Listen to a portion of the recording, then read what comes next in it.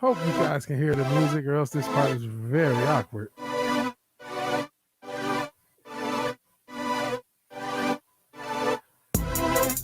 Vigilante Williamson here with the 18th episode of my show, The Vigilante Williamson Show. It is December 30th. Wednesday, December 30th. Yes, just a couple more days. Really, one more day. Because, this day's almost over. It's 8 o'clock. One more day left in 2020. Hello there, Fimmer. Did the music play? Only Fimmer knows. If he even was here early enough to catch the music. Wanted to just say hey to everyone. Hope everyone is having a blessed end of their year. I'm off the rest of the week. I was off this whole week, trying to get creative things done. One of the things I did was a Wonder Woman review. So, okay, he did hear the music. Nice tunes. Cool. That's, I guess that's the Vigilante Williamson theme. I don't know, because I have a remix theme that I use to end.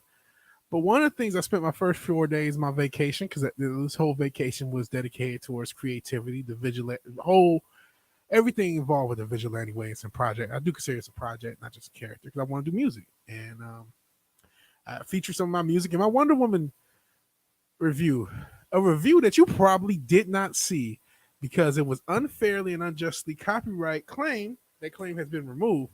But when YouTube claims something, it fucks with the video. And so I know now that for my future reviews to use stills, but I spent hours and hours. Looks like it's a little bit of, what the hell is that? Boxes or something. Let me get that off. That's ghetto. But real quick, let me get this. It'll bother me.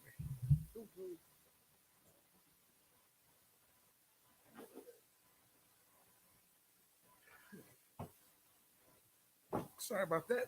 Low budget production value. That's what happens when you get a bunch of stuff. Actually, I have to blame Loki. He didn't buy this one, but he talked about it on the show. Stone Loki. Shout out to Stone Loki. It's the Batman collection. That was the package for it. I just got it. It's a bunch of animated movies. I mean, it's for $50. He got it for cheaper. I still bought it. I mean, for $50 to get some of these movies on Blu-ray. Some of them I have on Blu-ray, but I did not have most of them. So that was cool. Yeah, one day left for 2020 to go to hell. But what new form of fresh hell will 2021 bring? Who knows? I do not expect positive things for 2021. Unfortunately, to have James Bond here hanging out. Do you expect me to talk? No, I expect you to die. I expect things to get worse in 2021. Unfortunately, Fimber, we'll see. Hopefully, I'm wrong, but unfortunately, there are things I'm not wrong about, and I'll get into those a little bit later in the podcast. I say Wonder Woman 84 look okay and respectful. How could they have copyrighted you? You actually gave the movie a good light. Yeah. So what happened was I go through the whole process of the Wonder Woman review because I literally got angry enough to yeet my account, like just say fuck it. Because the third time I put a lot of work into a video and it did nothing. The first one I did, it was actually the very first video I really put a lot of work into at all. I did a video about the George Floyd. It really wasn't about George Floyd. It was really about Amy Klobuchar, Martin Freeman, and a lot of corruption and that prosecutor's office. And it took me weeks research and putting everything together. And it's a little dated because it came out before we saw the body cam footage. Because if you remember, there was a delay on that getting released, and it was made and produced in that time. But that video has not done well on this platform. It did a little bit better on BitChute, but I did another video where I was talking about 007 and everything, put a lot of work into it, Lashana Lynch, and how that impacts other Black franchises from even existing. Put a lot of work into it. It didn't do anything. And now with this video, which, to be fair, for me as a creator, it was like good because I learned how to do reviews. I feel like I know now how to write a review, how I want to write future reviews, and there's other things I want to review that's going to be easier for. So from a creative process, it was still a good thing. I learned stuff that I can take forward in the future videos, but to have another video that you put so much fucking work into, it took me 4 days, but that's because I had time off. If I didn't have time off, that video will probably take me a week and a half. And you know what I mean? Because you only got so much time to edit. Shout out to the Atlantean, by the way, because I did all of the editing. Shout out to his channel. He's doing Ocarina of Time playthrough, and he went like 10 hours. And I was able to edit the video for my Wonder Woman review in that time. So because I know this podcast will get more views than that Wonder Woman review has, either this particular podcast itself or the clips from it, because every video I have pretty much has more views than that.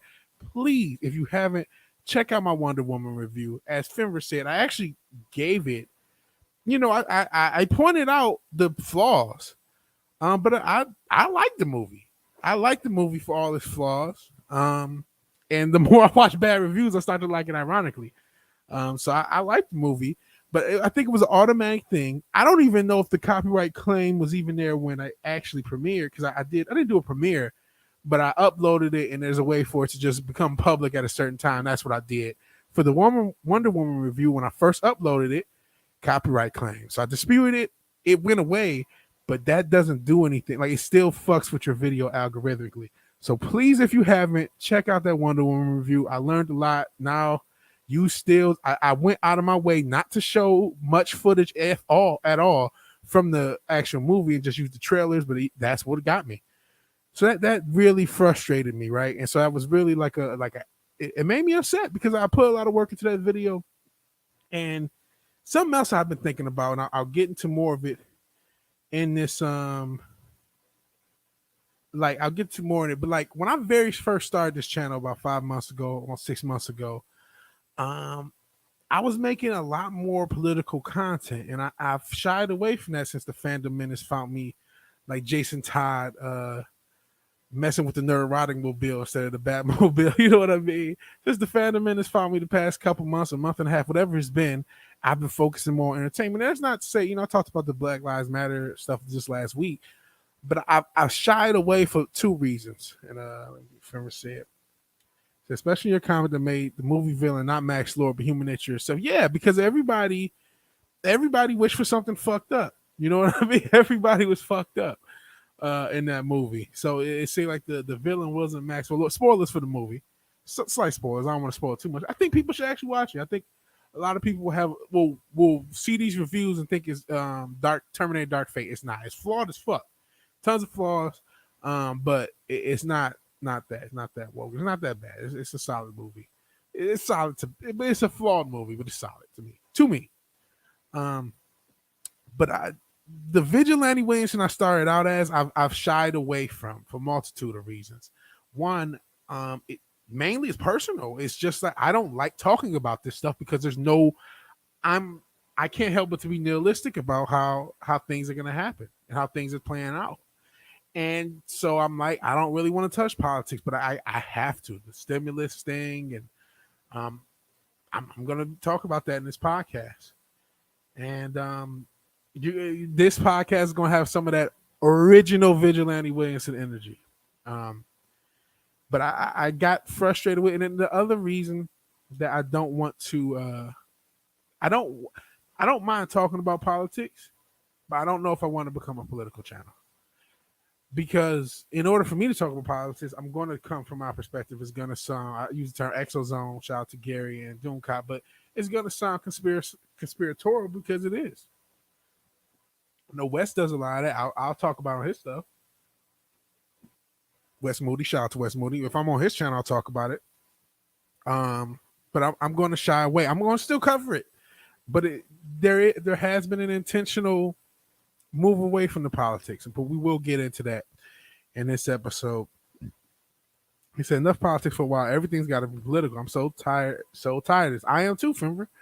I am too. And that's where I'm like, yeah, do I want to just be, if I don't even feel like watching this stuff, do I really want to cover it? And even with the stimulus and the election, I've talked zero about. Not because I'm scared of these fucking demons at YouTube. Fuck them. They don't like me. I don't like them. But because I'm not paying attention to it. People keep talking about this January 6th shit. I don't even know what's happening. You guys tell me what the fuck is supposed to happen January 6th. I really ignored a lot of the stimulus shit until just a few hours ago doing a little bit of research, and I still don't know everything. And that's another reason. I don't want to come to you guys half-assed, but I don't want to pay attention to it for my own personal reasons. I got my own stuff going on, and I don't need anything adding to the drag. Anything adding to the depression. Because I mean, I've talked about it, and not the last thing I want is anybody to feel sorry for me because I don't need to feel sorry for myself. But yeah, I do deal with depression, and I don't need to see shit that is depressing. Because one of the biggest sources of my depression right now is the feeling that no matter what I do, there's a force outside of me that can control me, and they can. And as far as the government or whatever, yeah, in Canada, in Canada, North Michigan, I used to go back and forth to Canada a lot. It's filled with politics and looks like hell. They arrested a comedian for doing a joke. Yeah, in Canada, I got what you meant. I didn't see that. So we won't be talking about that in this podcast. But let's start getting into these stories. I just wanted to get that, this is going to have some of that original Vigilante Williamson energy. But we're going to start off with some sad news. We'll end with some positive. We got to start with some sad news. And actually a little more of an anecdote. And I haven't talked about this, but granddad Vigilante Williamson has been struggling with COVID. He's in his 80s. But he made it. He's made it through. He didn't need a ventilator or anything like that. He is at home. His wife, she also had it, and she's in the hospital. She's doing better, but she also has this thing which she needs dialysis. I'm talking about personal stuff, whatever. And so because she needs dialysis, they don't want to take her and potentially have her spread it. They're keeping her there until she tests negative. So that's the reason she's doing better too. So both of them are doing better. And they're older people. They have pre-existing conditions, and they're able to have beaten this. But unfortunately, and this is sad for Miss Dawn Wells, Marianne of Gilligan's Island. Fenrir, I know this is before your time because it's before mine. But I used to watch the reruns of Gilligan's Island. Dawn Wells, who starred as Good Girl Marianne, popular in the popular 1960s sitcom Gilligan's Island, died Wednesday. Causes related to COVID-19 in LA. She was 82. Yeah, they don't make good girls now. They don't have good girl archetypes anymore. Pigtailed in attire and ubiquitous in dungarees or gingham dress, which is on display at the Hollywood Museum.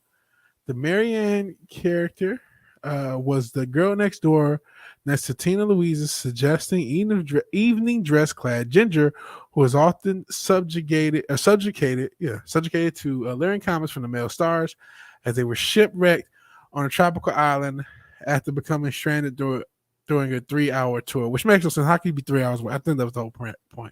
And they got it. I mean, them girls had to, like in real life, these girls have been smashed to bits. Good to know. It was a granddad, not my dad. Good luck on both. And I heard about Gilligan's Island, never saw it though. It's okay. I don't really like. I only saw it as a kid, the reruns, and I remember it being okay. It's not like something to run out and see, but it was still a cultural thing. Like if you were somebody who grew up to Nick at Night, which was bigger than 90s, they would show all the old 60s reruns. You would see Gilligan's Island, and for people who saw it during the first run. It was a really impactful show, but unfortunately, she's passed. She was last remaining crew. Who's I'm sorry. Tina Louise is the last remaining member of the crew. Wow, she said I was sad as Ginger.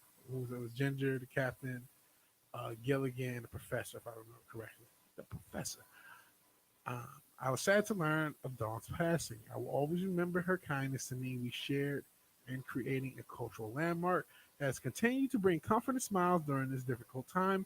Hope that people will remember her the way I do, always with a smile on her face. And it talks a little bit more about the production. So that's a sad thing. This is actually something I wasn't really planning on covering, but I just saw it in passing. And then decided to cover it. So I gotta toss the headphones back on. Then I just tossed my hate wearing. Time to talk about everybody's waifu. Everybody's favorite waifu. My moderate waifu. She's not an evil waifu. But she is a moderate waifu. I don't trust. She's in the same, waifu space as Catwoman. I like you, but I don't trust you. I know everyone else trusts her. I don't trust these politicians. She has the Storm thing, the Sindel thing going. But we're not here to judge her looks. We're here to listen to what Tulsi Gabbard has to say in this Blaze interview. And she's talking about how this stimulus bill that your favorite orange man, a lot of you love this orange man. I know there's a lot of people who are the orange mans and socialists who used to be on the channel. I don't know if they're still here. I think the fandom menace in me may have scared them off because they were here for the other shit. But hopefully this is the right spot. Let's see what everyone's moderate waifu has to say about this bill. Comment on that? Yeah, I mean, this.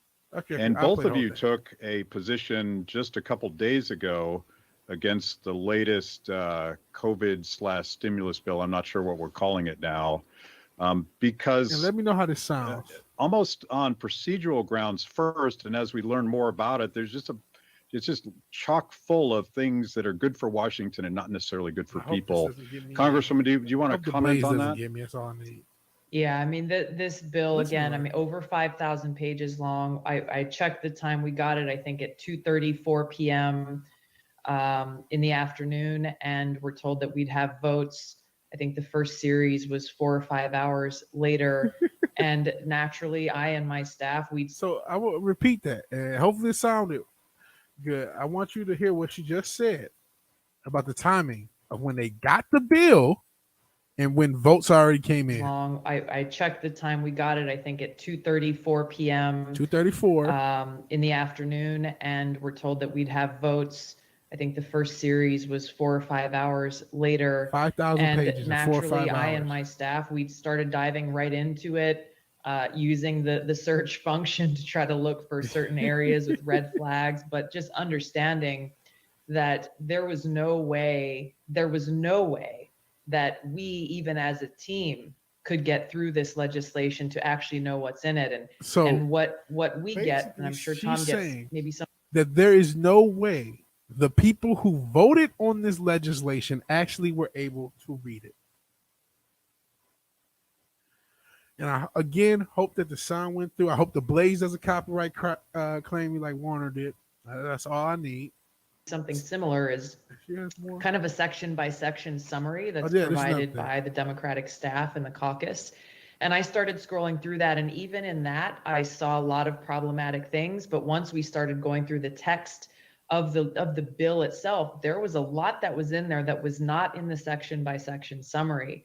So again, I want to just break down how this bill got to the members of Congress, the members of the House and of the Senate. Well, this is obviously she's in the House. It's obviously money laundering. It's robbery. It's way worse. It's robbing our future. It is robbing the future of the United States to give to a bunch of bush, and the orange man signed it. Oh, well, who give us? He's trying to get us the extra $1,400. Motherfucker, most of the money's still going to fucking gender studies. We'll get through it. And for Rogue's part, moderate waifu, where's the voting? She voted nay. She voted down. She did not vote for this. But Orange Man signed it, and all he said is, I'll give you more money. Don't get me wrong, he did have a rescind.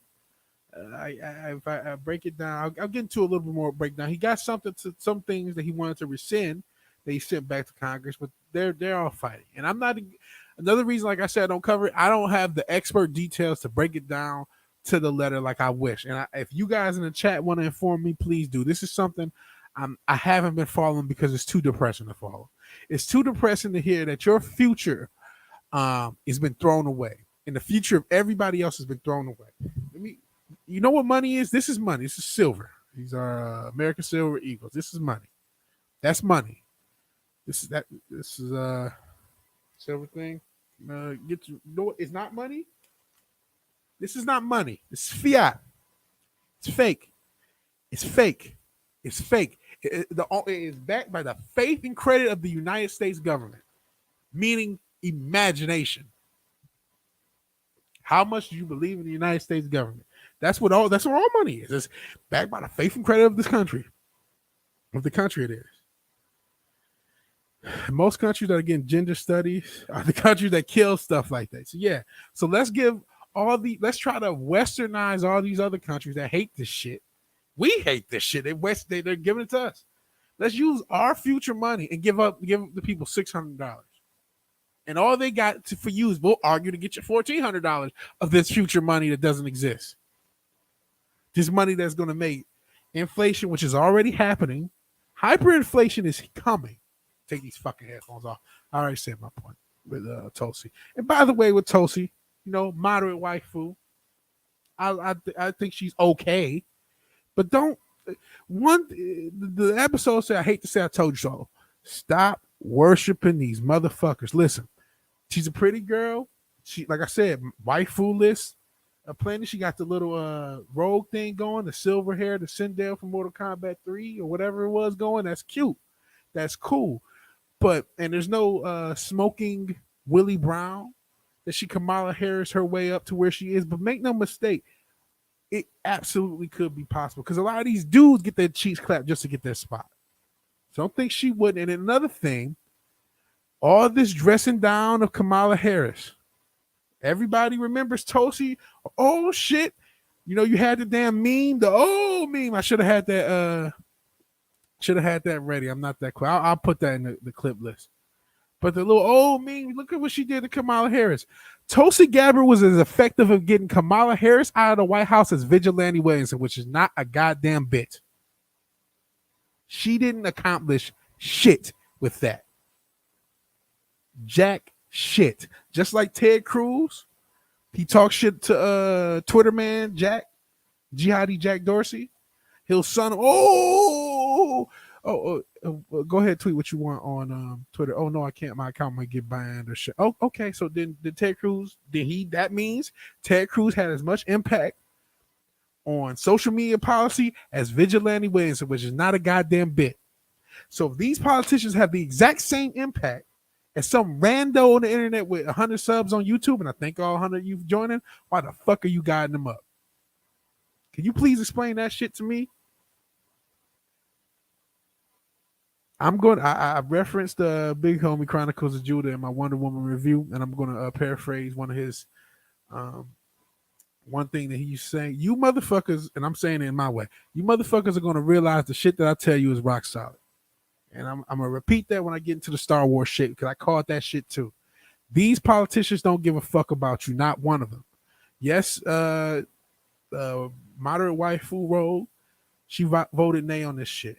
But your orange man voted this shit in action. All he's trying to do is get you more money, more your own, not even your own money, because your money is spent. It's your kids' money. Your kids ain't even had yet money. It's their kids' money. That's whose money this is. It's hyperinflation.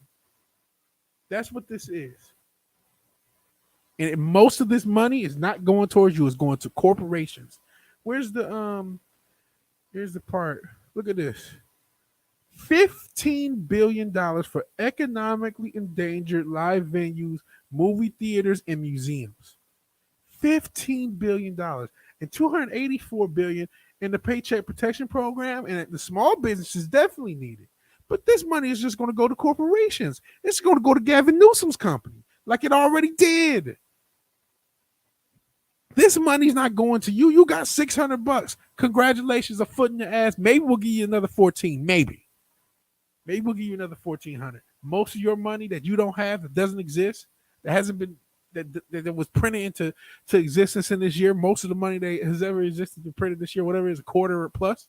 Now it's more with this. That's going somewhere else. That money's not yours to begin with, and you're not even getting any of it. So the stimulus is a farce. And by the way, let's just add this. Let's add streaming to it. Let's make sure you can't stream. So Hollywood got to take $15 billion of your dollars for the theaters they didn't want to save, and then they get to make sure you can't ride the 7 Seas just to see their garbage.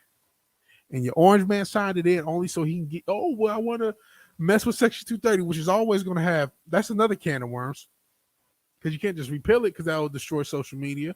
All you have to do is enforce it all you have to do is define these motherfuckers as publishers instead of platforms with what existed, but that's neither here nor there. And by the way, with Section 230, doing something you should have did 2 or 3 years ago, maybe you would still be president, Orange Man. Fuck you too.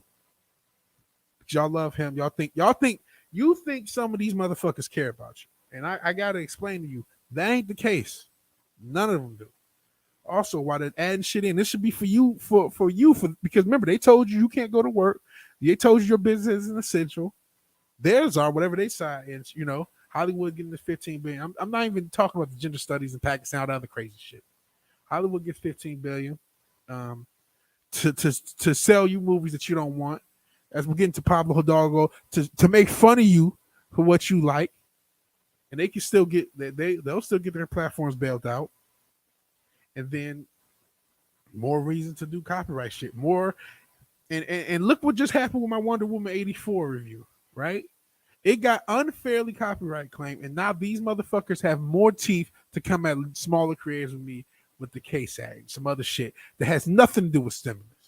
But this is just par for the course in American politics. We accept that our bills don't have shit to do with what they're supposed to.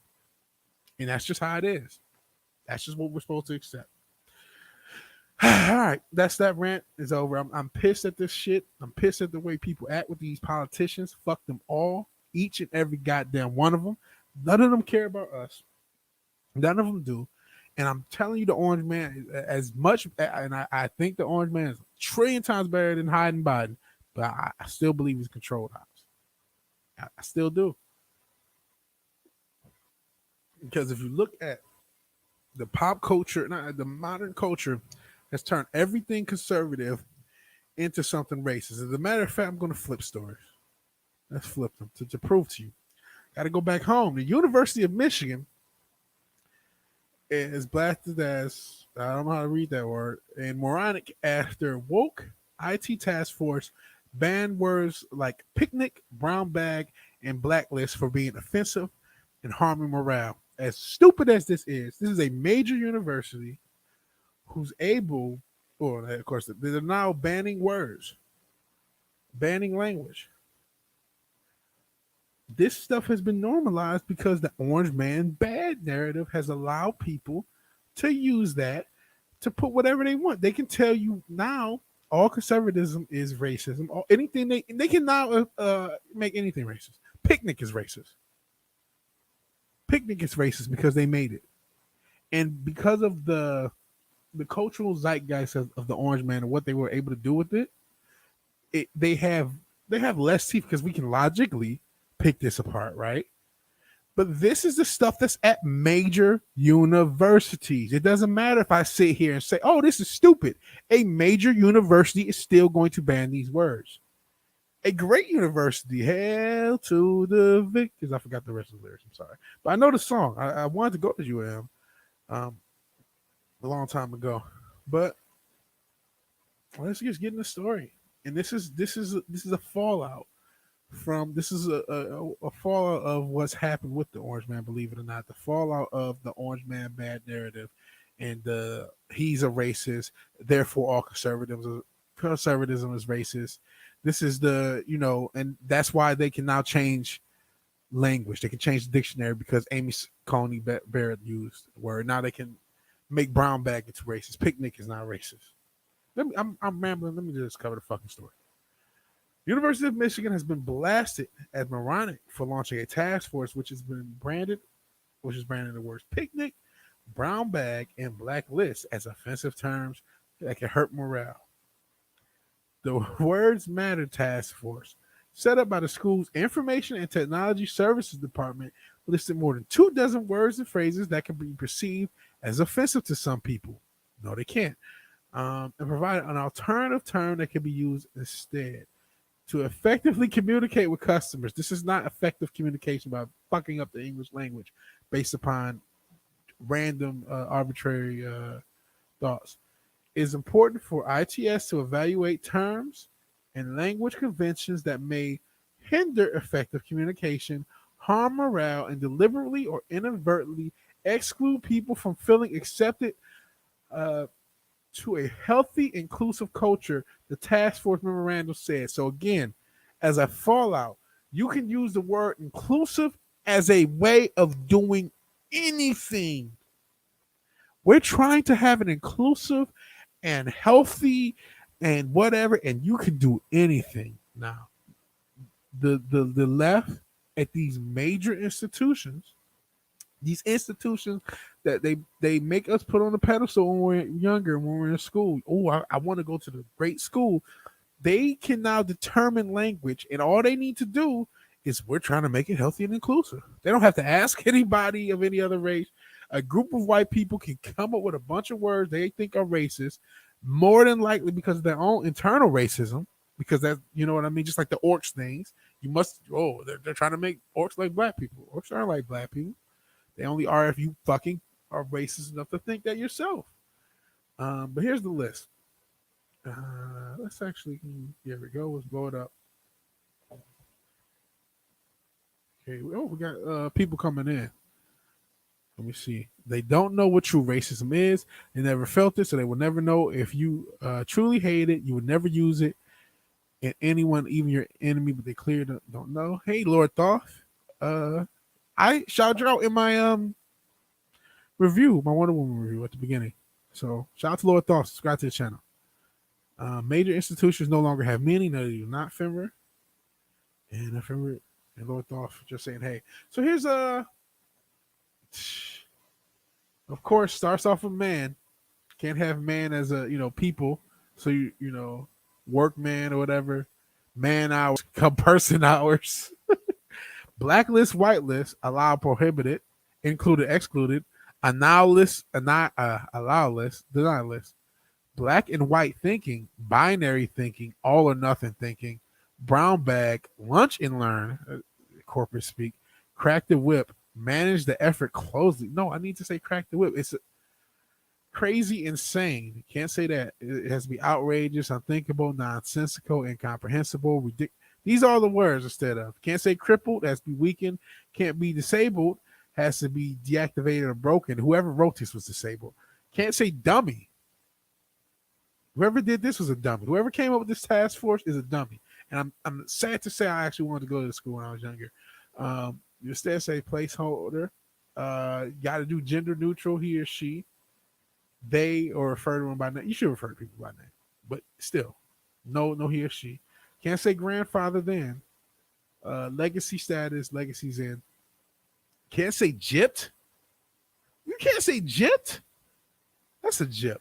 Defrauded, swindled, cheated, ripped off. LL the list. Oh, I didn't realize that was on. Yeah, that list is crazy.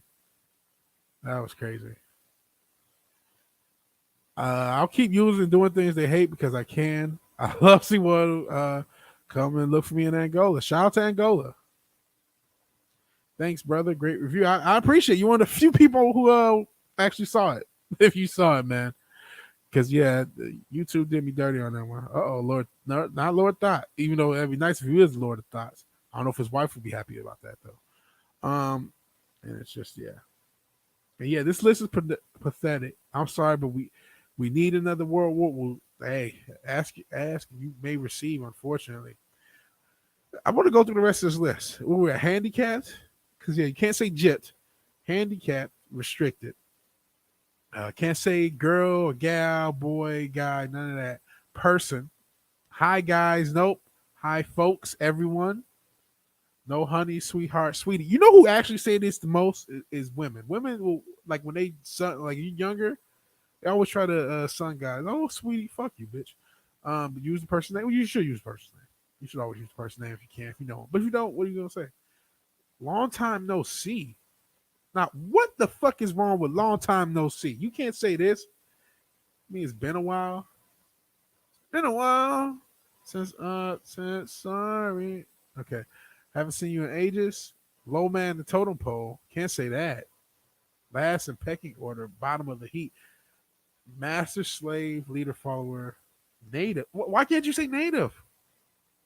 Off the reservation, outside the norm. Picnic. I don't know why.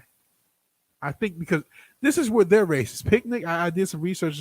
It's root is a French word, just like Detroit. So I think they got a little racism in their own hearts to get rid of picnic. If you understand where I'm getting at, but just say gathering. Can't say for pronouns. Privileged account. You can't say the word privileged. What the fuck? Elevator account, sanity check, quick check, confidence check, clearance check, sold down the river, betrayed. Like, so, fuck you, U of M. You wasteful piece of shit colleges, all these goddamn demon schools. They're fucking demon schools. They're no longer places of higher education. They are places where people are indoctrinated to become demons. Speaking of which, David fucking Cross. Most of you motherfuckers didn't know that. Oh, I went to do. Where's David Cross? I fucking got rid of him. I want to talk about David Cross's stupid ass. You're not leaving. You're not done, motherfucker. I'm getting at his ass. You can see what just for the purposes of not doxing myself, I'm gonna show up. I'm getting David Cross. I want to talk about this asshole. And most of you motherfuckers probably forgot who the fuck David Cross is, as you should. Here we go. All these motherfuckers are racist, but they don't want people to know, so they throw the dogs to other people. But nah, that shit don't work no more. That shit don't work. That's what I'm here for, to say whoever came up with that list of University of Michigan, I say that as somebody, I'm from Detroit. I want to go down to Ann Arbor and live that college life when I was younger, couldn't afford to. Fuck you. You're a racist piece of shit. You're an evil piece of shit. If you ever see this, I hope you know you're an evil piece of shit, and I know you're an evil piece of shit, and I know that you don't really give a fuck about me. Fuck you. Go fuck yourself. All right. Now I'm done. I want to talk about David Cross being an asshole. He's a G-list. Everyone is racist. It's subconsciously. It's a human condition. I think people are tribal. I don't know. You know why everyone's not racist, Lord Thoth? Because there are too many examples of cultures that are actually amalgamations of other cultures. So I think people are tribal naturally. If you grow up in a certain surroundings, that is normal to you. You know what I mean? Whatever is normal to you is normal to you. So I don't know I think everybody is tribal. I don't know if everyone, and that that can end up with the subtle racism in certain cases. But I'll use a quote. I'm using Malcolm X's quote all week.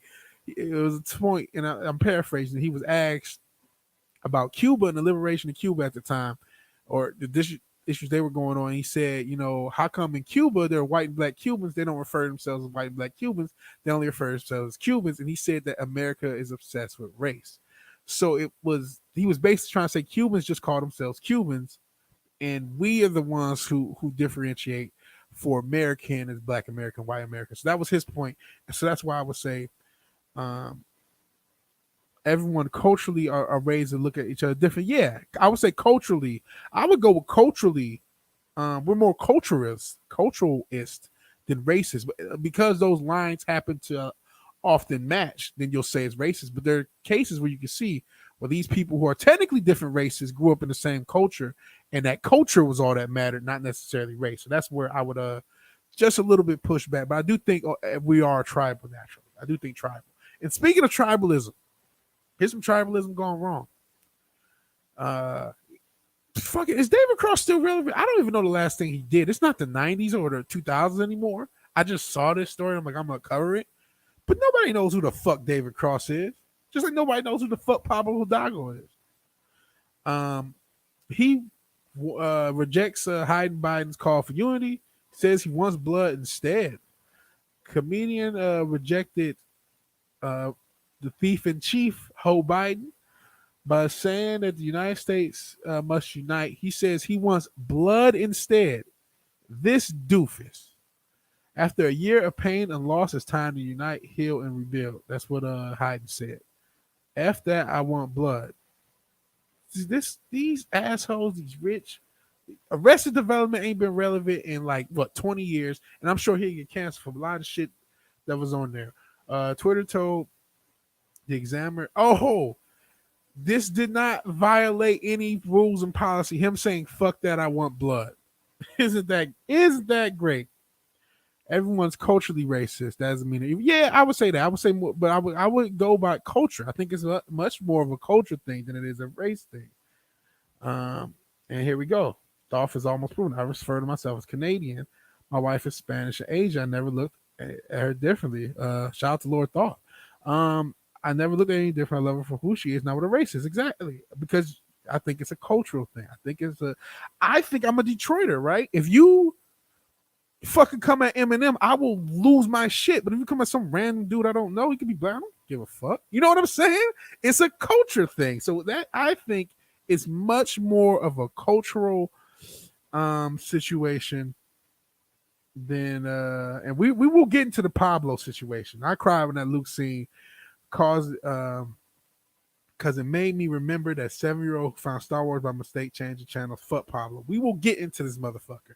And we will get into why I gave that motherfucking episode a 0 out of 10 off of rip. Why the first thing I came out with. This is what I mean. You're going to come to find the shit I say is rock solid. This is why I gave it a 0 out of 10. Because that fucking demon and other he's a canary in a goddamn coal mine. Because there are a lot of Pablo Hidalgos working at Lucasfilm. And I didn't even grab I saw the video on it, and I probably should have to added it in. But apparently there's an anti-white thing. Let me get through this asshole cross. Because Alec Baldwin, because it's the same sort of shit. It all comes together. It's these fucking demon ass motherfuckers who sitting on high horse. Who the fuck is David Cross? Nobody knows. The rest of the development, it's not relevant anymore. Alec Baldwin, I like some of the shit he's been on. He's been in some cool movies, I can't lie. But he's talking shit about Trump. Who cares? And then he does, knee on his neck, cutting off his oxygen. Yeah, you care about that, but you didn't give a shit about all the motherfuckers that Amy Klobuchar. I talked about that video earlier. We'll talk about it again. When I did the research on Amy Klobuchar, there were parents crying and begging her to investigate a lot more shady shit than what happened with George Floyd. She did not do it because it was politically inconvenient. But nobody gives a fuck about that because there was no Twitter, none back in the mid 2000s when she was doing her demon shit. But you don't give a fuck about that, and then you want to talk about beating up Rodney King style. But Alec Baldwin, you don't give a fuck about Rodney King. You're just trying to tweet for fucking likes. You just want some clout, bitch motherfucker. See, I'm cursing this shit. I'm angry. Told you that original vigilante was energy, that anger energy. That's what this podcast is. Shit, I'm gonna switch up stories. We can get into Doom. We're getting right into Pablo bitch ass. After seeing that Mandalorian episode a third time, I see the weaknesses a lot more than the original emotional response. See, I saw it once, and my first response, let's just get into it. I talked about these demons. Fuck them. My first response, I'm just going to use the variety, the kind of the OG arc. I saw the Don Wells story. Rest in peace, Don Wells again. But Lord Thoth, when I very first saw the episode, I was pretty excited. I didn't cry, but I got emotional. I'm like, wow. When he took off his hood and the music was playing, and it got me. And I was geeked. But what really fucked me up was when I saw that Book of Boba Fett. Because earlier in the episode, Sasha Banks had threw Boba Fett to a table. And when I saw that Book of Boba Fett, as cool as the image was, I said, I went maybe 10, 15 seconds. I said, they're going to fuck Luke up. Because they're already trying to sell me Boba Fett, and they already fucked him up 2 episodes after reintroducing him. They're going to fuck Luke up. Oh my God, all these demons still work for. I didn't really go into that, but I just knew they're going to fuck Luke up. All this is a Trojan horse. And not but 2 weeks later, Pablo Hidalgo proves me right. I got shit in my original review. I was on somebody else's channel. I'm not going to say a name. I'm in the chat. I'm telling them, hey, there was some wokeness and shit that's going on about Mary J and all this other shit. I'm like, I'm not talking about the girls kicking ass. Fuck it. My comments start getting deleted. They blocked me like I was a fucking troll, and I'm trying to explain what happened. Then I see the same motherfucker now complaining about Pablo. Well, if you would listen, I told you this shit would happen. And he's a canary in the coal mine. He's one guy at Lucasfilm. One guy at Lucasfilm. Even if they fire him, they have dozens and dozens who think the exact same way, and now they have your hero and your boss. I try to warn people. Sometimes I'm like, don't fall for it. Don't fall for it. But like, you guys have to listen. How many people signed up for Disney Plus off of this? And honestly, before Hidalgo came out, I was starting to go the other way. I said, this is so crazy. The reaction is so much that maybe Disney won't fuck it up. Maybe Disney will prove me wrong. I started to go the other way because of the reaction. A lot of people were positive, started to go negative. I was negative, started to go positive. And then back to reality, up there goes gravity. Fucking Pablo Hidalgo. Yeah, I'm never get some of the comments. Damn, that asshole targeted a man for his emotional response. Yeah, it was a live thing. He was doing the fucking thing live. And I didn't see any of that before I came out with my review. I didn't see him cry. I didn't see Anna cry. I didn't see anyone's reaction. I gave you the raw reaction of what I thought and said, hey, it's a trap. That was the first. That's what I'm trying to let you know. Yeah, hated what they did with Boba. And and another thing we have to also mention, we can get really angry at the woke, and we should. And we can get upset that they hate the fans. We also have to remember competency. My man Fenrir the Ice Wolf, he's still in these comments. He's not yet writing we don't have him out there writing this stuff. We have the Pablo Hidalgos of the world writing stuff. And not only are they woke idiots, they're incompetent. They don't have the talent and skill necessary. So a lot of what happened with Boba wasn't just, I think that scene with Sasha Banks was woke, but a lot of that's just lack of talent. Lack of skill. They will F Luke up. I don't trust him. And you and I will prove right about it. Look at what happened. Yeah, look what happened. I don't know about all that. Look, when it comes to comics, video games, cartoons, but when this stuff regularly attracts men, not women, there's some wax and truth, but 90% men. There's definitely that. You and me both is ready to jump on the bandwagon. Yeah. I was like, because it was like, okay, they can't be this stupid. But they are, because as Fenrir was saying, this is not, man, you know what? There's so many clips I need to start tossing back out. You must be laughing at the Habs thing. There's so many clips I need to start tossing back out. It's not about the money. It's about sending a message. I gotta go back to the story about how they got $15 billion to bail out their theaters. Hollywood's going to get their money one way or another. You're going to give them their money whether you want to or not. They have too many politicians under control not to get their money. They want to destroy masculinity, plain and simple. There's no ifs, ands, or buts about it. This is no longer a conspiracy theory. This is no longer some shit that the incels say on Reddit. This is real. This has been going on for years. That is why we have Pablo Hidalgo. I haven't gotten into the goddamn story yet. That is why we have Pablo Hidalgo talking shit about Star Wars theory. That's why he feels that way. Because they're on the right side of history. They all know what they're doing. And a lot of them are useful idiots. I think this Hidalgo guy, listen, Pablo Hidalgo last week was just as famous as Vigilante Williamson, which is not that much. The only thing that changed this week was him talking shit. I don't know who this fucking guy is. He showed up in my house with a Pablo Hidalgo shirt. I would be ready to give him the Mossberg and give him the fuck out. I don't know who the fuck he is. But that's the energy. That's the useful idiot who they're using to tear down masculinity. Well, he's one of the bullets. He's one of the Lucasfilm sheep who they're trying to go to all of these masculine things. Sports. They're in sports, motherfucker.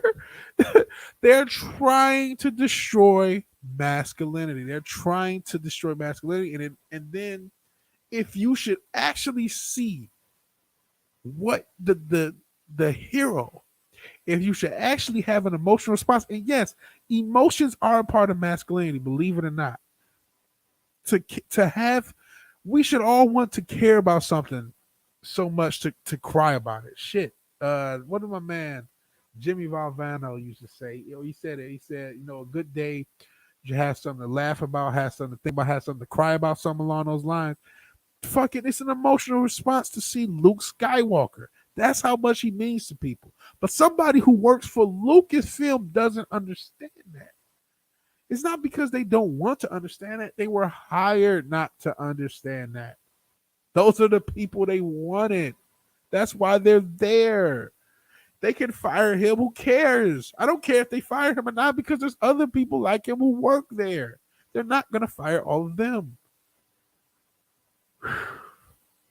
We got to get you out there. We got to get your channel going. I wish I could get my stuff out. Fuck. These idiots are destroying entertainment for everyone. And I'm worried about you. We actually talked about it because, Finver's a brother. And they shit on us, right? We have to, if we want to come across, we have to be their little cuck. A black man's only valuable to the left if he's dead or gay, unfortunately, because feminism has hated the black man ever since Jim Brown pumped and dumped Gloria Steinem in the 70s. So unfortunately for us, if we want to play along, we gotta Fenver, maybe you can get a job writing the tokenized version of previously established white character, unfortunately. But your own creativity, they're going to try to suppress. See what Lord Thoth had to say.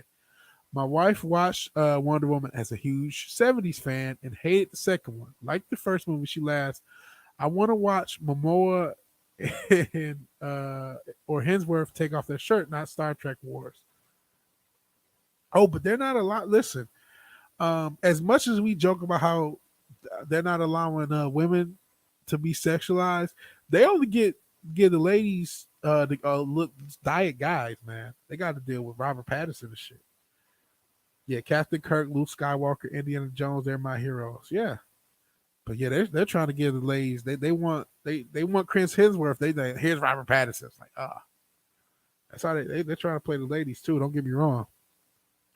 Entertainment was supposed to give emotions, to give laughter and joy. Fuck, why was I born so young? No, brother, you are our future. Because I'm old. I'm an old fart. Yeah, I got to see some of the good stuff, but I mean, you are the future.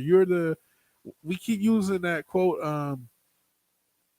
Good men bring, strong men bring good times bring weak men bring hard times make strong men. Unfortunately for you, Fenver, you're the strong man who's getting made by hard times, and I apologize that as the previous generation.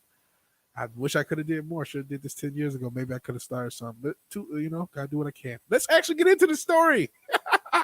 I've been just talking so much shit about this. I didn't talk about the story. All right. How Lucasfilm execs tweet reopened the wounds of the Last Jedi. I think it did. The Last Jedi is symbolic of what happened, but let's just get into it. Lucasfilm's Pablo Hidalgo apologized for tweeting emotions are not to be shared in a thread about a Star Wars fan's emotional reaction to The Mandalorian, but the damage has been done. That's a spoiler warning. On December 17th, a popular Star Wars YouTuber, Star Wars Theory, did I not have his name? Star Wars Theory joined roughly 30,000 fans as he live streamed his reaction to the season 2 finale of The Mandalorian. It does have a YouTuber, Star Wars Theory, and is also referred to as Tools. Some press reports mainly watched concentrated silence during the first 30 minutes of the episode. But when the Telltale X-Wing cruised in the view, he jumped up in his seat with a childlike grin. This is how I felt when I was watching. Don't give me hope, bro. I'm like, man, that might be Luke. He said to no one in particular. Roughly a minute later, when he saw a cloak hooded figure wielding a green lightsaber appear, Tools burst into tears, certain of what the episode later confirmed. It was Luke. I remember when that green lightsaber, I said, nah, I don't think they'll do it. For the next 15 minutes, Tools wept as the episode unfolded. When it was over, he seemed slightly embarrassed, but mostly dumbstruck in awe at the deep feelings the episode had invoked in him. Thank you, Lucasfilm, he said, wiping back tears. That is what the 6-year-old in me wanted to see. 10 days later, Tools had a different sentiment entirely for Lucasfilm, exposing the once again precarious relationship. The studios are attacking the fucking fans, Variety. And I know you helped them because you're a piece of shit. Access Media Magazine is scared to death of YouTube. Scared to death. Luckily for you, they'll cut and you'll be fine. Tools posted on Twitter that he noticed that Hidalgo, a top executive in Lucasfilm story department. So if he's a top executive, he's hired like-minded individuals. So even he's fired, they're still there. And guess what? Kathleen Kennedy is still there, and so is Leslie Headpiece, Weinstein's old thought. But top executive at Lucasfilm story department was commenting on a thread that was ridiculing Tools' emotional reaction to Luke's appearance on The Mandalorian. Because Hidalgo's account was private, however, Tools could not see what the exec was saying. And he said, I hate to believe he would join in on the teasing, teasing as a Lucasfilm official. Tools tweeted to his 101,000 followers asking anyone with access to Hidalgo's account to send him a screenshot.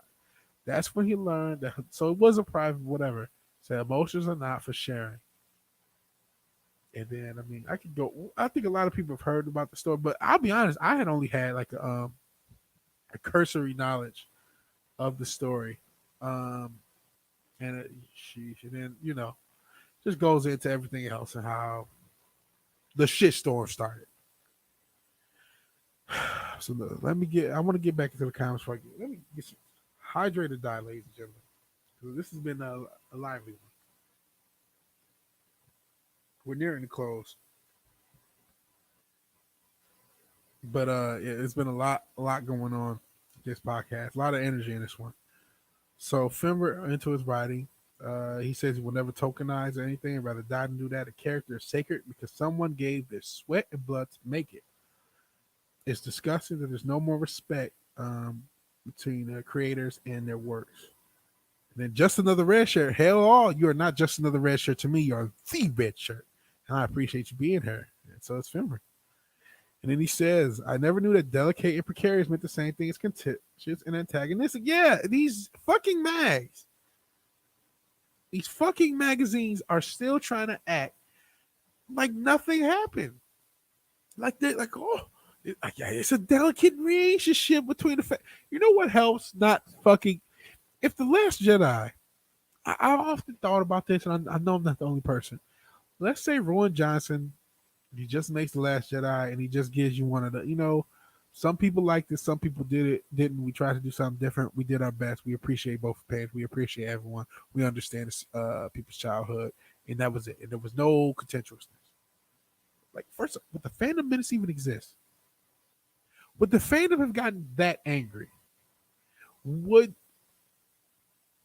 this have happened if The Last Jedi, if Rowan Johnson just made a shitty movie, gave a basic statement, and went on about his life? Would it have been as bad? And I can't help but to think, I feel like some of it, because of, I never saw the movie. I only saw the highlights, breakdowns. I've never seen the film. I never will. I've never seen that or The Fault of Soy Walker. I saw the Farce of Weekends. That was enough. But I cannot help but to wonder if Rowan Johnson would have just shut up, made a shitty movie, and went about his day, would this delicate and precarious or contemptuous and antagonistic, if you're accurate, as just another red shirt was, would any of this have happened? Part of me says yes, because what Pablo Hidalgo himself is an indicator of is that intentional maliciousness.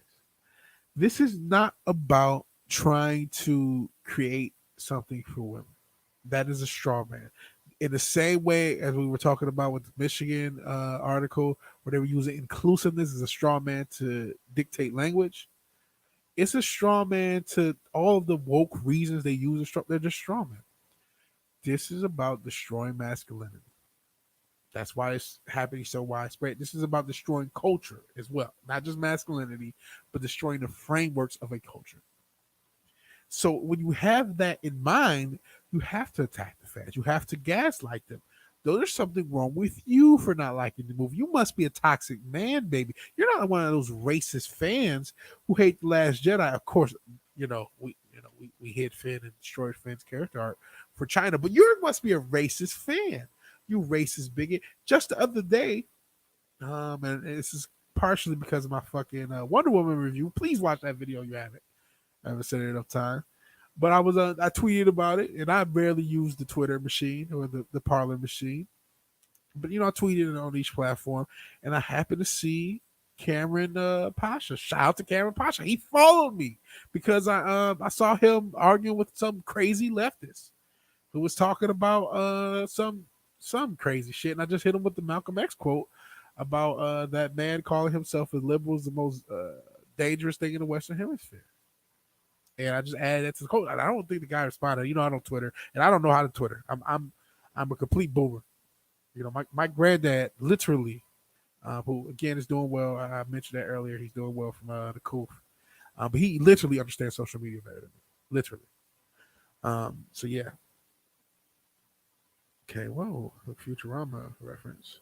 You ever saw Futurama? There's this crazy episode where they show a flashback of a time men replaced women with robots. It was hilarious, but if it came out today, yeah, it would be called Sexist Despite the Fact It Inspires Men to Leave Women Alone and Find New Ways of Destruction. I see. That's pretty funny. I did not see the episode. I saw a lot of Futurama, but I did not see every episode. I cannot remember everything. Let's see. Good. Enjoying a fine part of my fine port my wife got me for Christmas and listening to the sultry tones of Vigilante Williamson. I appreciate that. Okay. Season 2, episode 15. Okay, I may check that out. I have a lot of stuff, a lot of media that I've bought. I know I'm now on a tangent, but I showed the a lot of Batman shit. Goodness, and the Batman's my favorite character. But I got all these Batman movies, and then I have a fucking Batman, the Batman 60s. So I got a lot of shit to get into. But fine port, great choice. I'll be honest, I'm out of the loop. But I want to reset my Pablo Hidalgo take, and even look at the variety. They showed this that they're trying to come at Star Wars theory. Why even with the screenshot, there's a million ways to show him, but they actually showed the screenshot of him crying. You know what I mean? Why would you show a man cry like that when it was an emotional response? Because you're trying to embarrass him. Everything they're trying to do is deeper than we're trying to present a product and some people don't like it. I think a lot of us understand that. Probably everyone in this chat understands that. But that's why they do. That's why Pablo Hidalgo is there. You just heard the quiet part out loud. That's all that happened. People, they should fire him. It doesn't fucking matter. I would love that. It would be great to have a scout. What did my man just say? David Cross, he said he wanted blood. Oh, bitch, motherfucker. Okay, I'll take his scout, but it doesn't mean anything. We need to get rid of the roots. KK is still there. Headpiece is still there. And a bunch of other motherfuckers who I knew just as much as I knew about Paulo Hidalgo, because I didn't know who this motherfucker was last week. Like I said, he was just as famous as Vigilante Williamson, which is not that famous. And now everyone knows him because he was talking shit. There's somebody who's under him who thinks the same way. There's somebody who's under them that thinks the same way. There's a bunch of little Kathleen Kennedy-leans up there at fucking Star Wars who want to see it fail. I didn't even check the story. You know what? Maybe I'll search it right quick. I'll search it, bring myself up with a James Bond riding coattails. But apparently there was a actually, let me turn the camera off so I can take the mask off and read. It's hard to read through this fucking thing. So let me just take it off real quick. It'll probably be a little bit misshapen when I come back on camera. I just want to check out this. Apparently there was a Star Wars. I only saw thumbnails for the video, so I didn't actually watch any of the videos because I would have liked to do more research on it. But I'll impromptu check this. And actually, let's go into let's give the money to good old Geeky Sparkles herself, or Geeky and Neon, their site. Pirate, I think it's Geeky's site, but Pirates and Princesses will run with their story. And it's actually WDW Pro, who he's been someone they've talked to a bunch. So let's get back on camera and we'll cover that story. as well, because this is the problem. This is why Pablo Hidalgo. This is deeper than him. It's deeper than him. There's a rumor that Lucasfilm and Disney are livid over Luke Skywalker, and yeah, good lord, Geeky is gonna get her checks. And Pablo Hidalgo. Not Pablo, I keep saying his name. And white male leads. Luke Skywalker and white male leads. It's cute when people decide to send private message group messages behind the scene berating huge groups of their customers and never thinking that some of the recipients might not be so on board. Thus, it is that I am bringing you another substantial rumor about Lucasfilm and Disney post Mandalorian season 2. This is WDW Pro from Privates and Princesses. In case you're not up to speed about how much certain segments of Lucasfilm actually despise traditional Star Wars fans, let's talk about the brouhaha, the Pablo Hidalgo situation. Take a look at that. Who's behind the bullying and mocking? It's a creative executive. Remember, executives hire people. So if he gets fired, there's people under him will think the same way. Pablo Hidalgo. Everyone's least favorite Chilean. Is he everyone's least favorite Chilean? Because isn't Pedro Chilean? Okay. It's now belittling those who emotionally reacted to Lucasfilm, Pablo, whatever. I fucked this up, but basically, hell, Parahead. More people are showing up. I love the avatar. That's how I'm feeling. Just want to chill out, get lit. That's what I'm gonna do after this show. I do have it. I'm trying this out for the whiskey guys. So tell them more. I messed it up. Tell them more. I'm trying this out. I just had a little bit. I like it so far. Yeah, Geeky is a cool redhead. This is her. Pirates and Princesses are her blog. And WDW Pro is somebody that writes for it. So give Geeky Sparkles the money. I'm glad she can put as many ads up here. I want Clownfish TV. They're great. I want them to get as much money. I'm a capitalist. Get as much money as possible. Lucasfilm is a company. Why do they not act like one? Because they're not a company. They're a bureau. You want to get Exozone? Fuck it. They're a bureau of the CIA. This is all brainwashing. But I'm here to tell that this public displays of resentment towards grown men reacting to their childhood hero is just the tip of the iceberg. Behind the scenes, there are large swaths of Kathleen Kennedy, and you can look up the how they got the land for Disneyland if you think I'm lying about the CIA part. Or Club 33. A large swath of Kathleen Kennedy loyalists are messaging back and forth about the disdain for Luke Skywalker, a Caucasian male. Shit, I'm still pissed at what you did to Lando. He's fucking droids. Being brought back to life in any valiant form.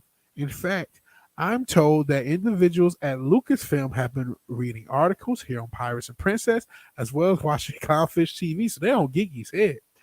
And now actively planning on how they can roadblock the retcon attempts of Dave Filoni and Jon Favreau to make Luke Skywalker a hero once more. The Hidalgos of Lucasfilm are not about to let Star Wars go back to what it once was. This is why I gave it a 0 out of 10 when I first saw it, by the way. Oh, you know what? I could give you the link, can I? Yeah, let's do the link. Yeah, here's the link.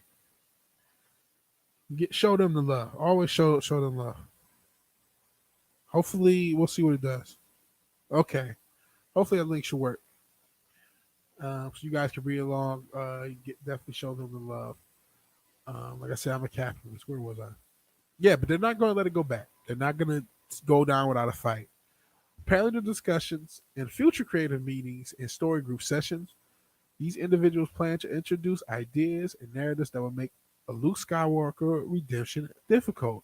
These wacko creators are reportedly working in private messages to sabotage attempts by Filoni and Favreau via minor mediums such as graphic novels to push the Last Jedi narrative even harder. This is the problem. Filoni's one guy. Lucasfilm's a big company. They're a bunch of petty idiots. Another reason that they don't act. You want a link? Oh, a link. Well, okay. Now, Finland wants to hop on and get a link. You know what? I'm gonna toss a link in, and not just Fenrir. If anybody, Lord Thoth, you guys, Justin of the Red Shirt, anybody wants to hop on, let's just do it. Fuck it, fuck it. But I'm gonna ramble a little bit about this. But this is the problem. Filoni's one guy. Lucasfilm, even though I have the genocide. Oh man, that's funny. But this is the Lucasfilm's a company. Why do they not act like one? Well, they don't act like one because they act like a bunch of bitches, and I don't mean that. I mean that specifically. Act like a bunch of middle school children. They don't have the psychological incentive that people naturally does when it comes to having a company, having a job, and wanting it to go well so you can have the money to take care of yourself. These people are nepotistically secure in their jobs. There's nothing they can do to get. If Pablo Hidalgo loses the Lucasfilm job, he'll get another one. He is not in danger of not being able to feed himself because of the things he say. So the natural motivations that company and capitalism have, they don't. That's why they're socialists. They live in a socialist bubble of which they are already the rulers, so therefore they cannot get hurt. So that's why they don't think the company. They think like bitches because any other company would say, hey, we have this hot property. Let's push it to the moon. Let's make sure it's done as well as possible, but not them. They're going to do with every little YA novel they can, any graphic novel, any kids book. They're going to still try to embarrass Luke. That's what this rumor is reporting, and basically because they said minor mediums graphic novels. And so minor mediums mean whatever the hell smaller stuff they can use to push the Last Jedi narrative harder. That's what they're going to do. They're going to say, here's a bunch of money that we're looking at. Fuck that. Okay, Fenrir's here. And anybody else wants to join, you can hop in. Oh, I got to put my headphones on.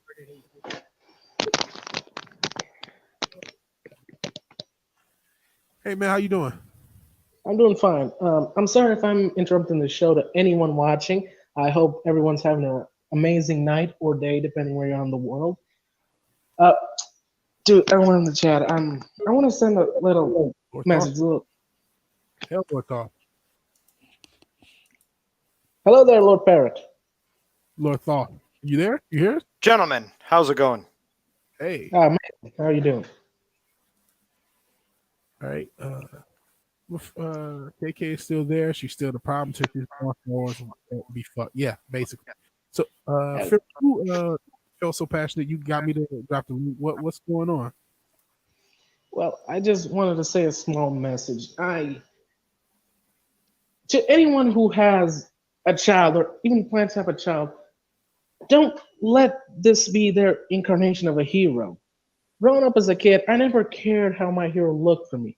My favorite heroes were normally Duke, Superman. Hey, I really didn't care how he looked like. I cared what he did.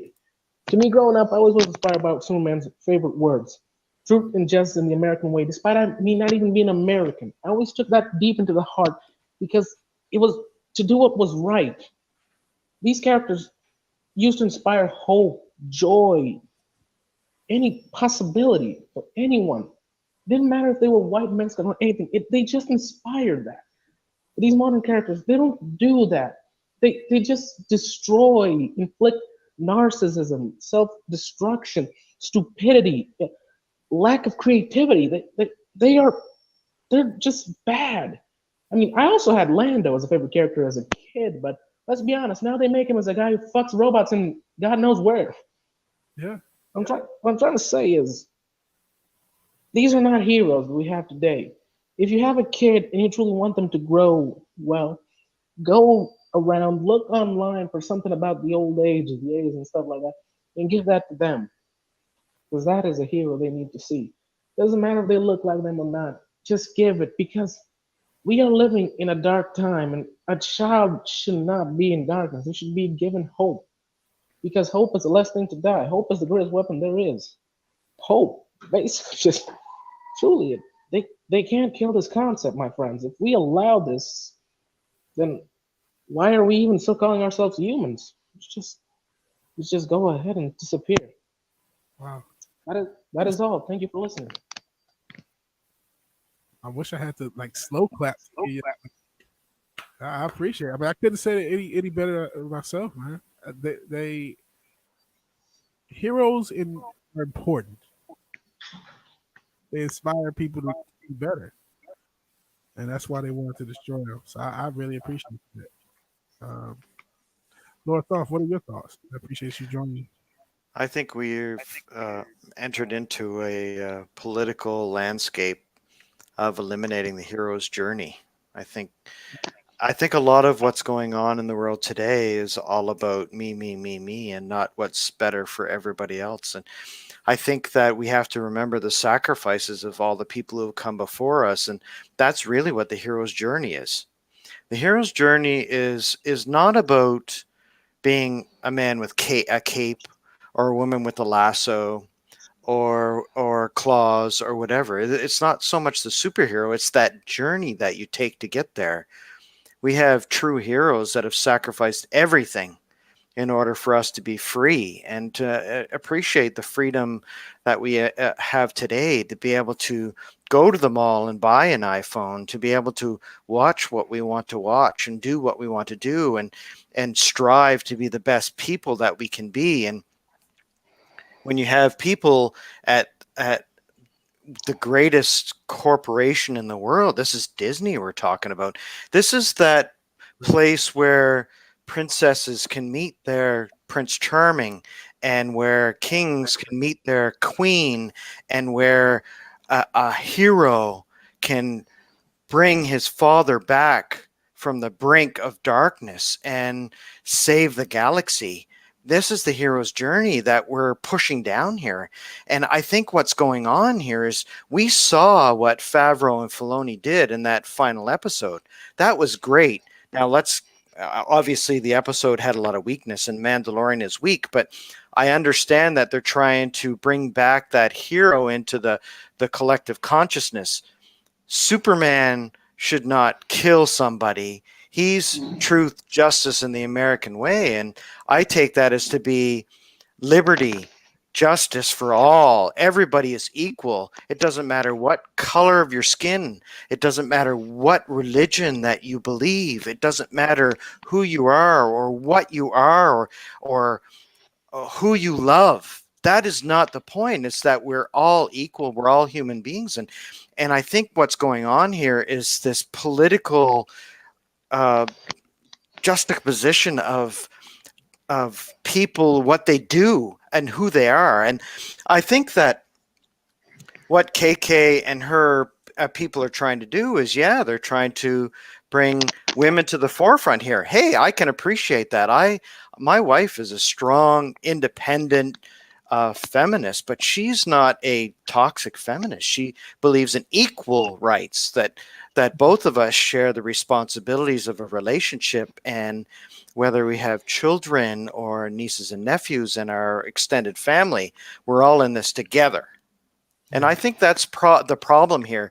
I think a lot of people are getting on their bandwagon and saying that Luke is this, I'm just using this as an example, Luke as an example, or Wonder Woman as an example, or we just watched Wonder Woman, and we've seen what happened to Luke in that Star Wars trilogy. And I'm thinking that when people are starting to think politically, they're getting away from that hero's journey, whether it's a man or a woman or whatever you want to believe. So I know I'm going a bit of a rant here too, but I think that what you're reading there, that list you were reading off at the beginning of your stream here, and I'm just looking at it and going, well, if we change the definition of words, how can we go about our daily business and be who we are? The definition is the definition.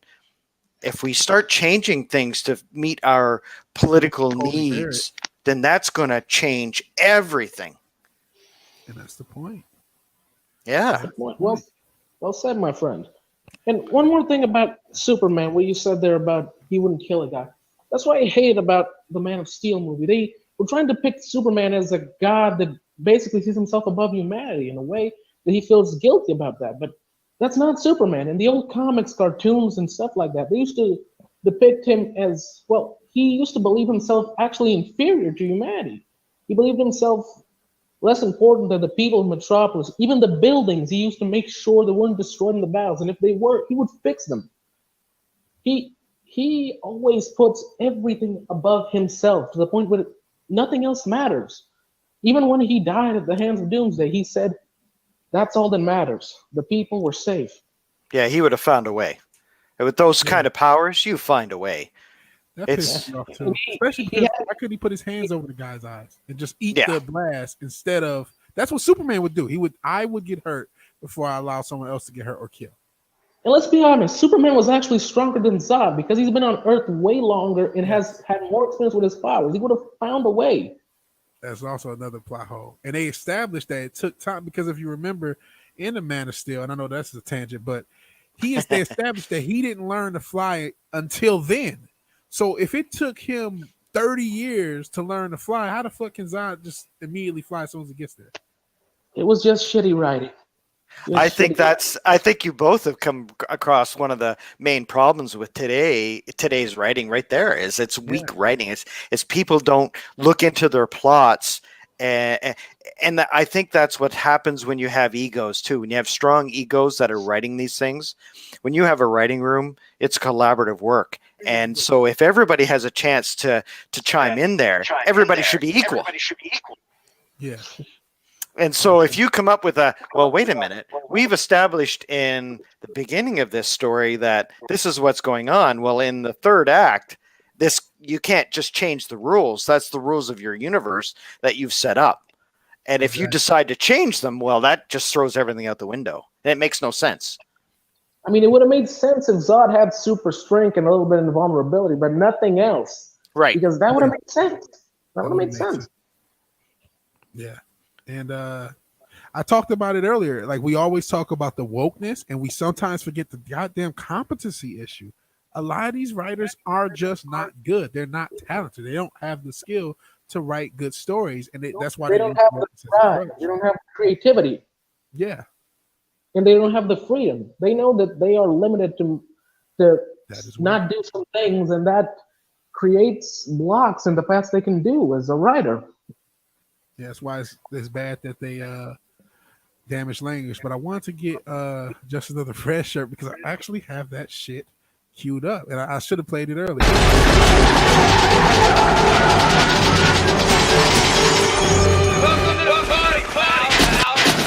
All right, I just had to do that for it.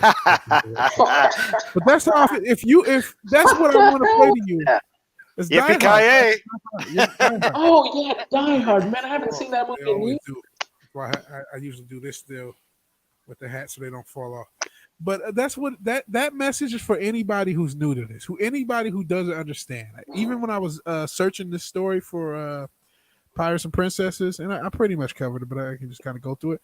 There were still people like you could find the original stories from 2018 about the alt-right pro-white male group, the Fandom Menace. It's like, what the fuck is this? But there are people who have no clue of what's really going on, so they need a welcome to the party, pal. You know, get a couple comments and I'll get back to you guys. Aspirational heroes like Superman are either presented as aspirational from the get-go or not at all. This is why I disagree with the Snyder Bros who say Man of Steel was leading to iconic suits. No, he had to be a different person to go to iconic suits. And I think it was very stupid. His father dying the way he did. I think the original Superman film did it best. If you're going to kill Pa Kent, kill him in a way that Clark could not have saved. Cannot stop it. He can't stop that. The way that humanizes Clark. Not all powerful. Yeah. That he can save an ant from being squashed by a building 1,000,000 miles away, but he cannot save his father with his own hands by his side. Yeah. And I think that's a weakness in modern storytelling is I think they're trying to get their politics out there to everybody. They're pushing their politics, they're pushing their agenda. And when you come across a plot and you come across a movie, for example, that we've seen in recent history, when was the last time you saw a really good movie? You can say that Wonder Woman was meh, or okay. Superman, Man of Steel was awful. You can say Justice League was awful. A lot of these movies where we're talking about the hero's journey has been awful because when you mix that hero's journey with agenda, it doesn't mix. And I think that's a big problem with modern storytelling. I see it every day that I watch Star Trek Discovery. It's just You awful. watch Discovery. Yes. Watch Discovery. Dude, I'm warning you, stop. There is no amount of psychological therapy that can actually save you from that. I watched 3 episodes and I am still in an insane amount of pain. They are obviously just trying to make Mikey Burnham into some kind of invincible space Jesus. Well, there is a lot of PTSD going from every episode I watch, that's for sure. Oh my god. The nightmare. I've heard it sounds a lot like I actually think it's based off like there's a specific African goddess I think they're basing Mikey Burnham on. Like, I'm not joking when I say I can't remember it because my brain's mush.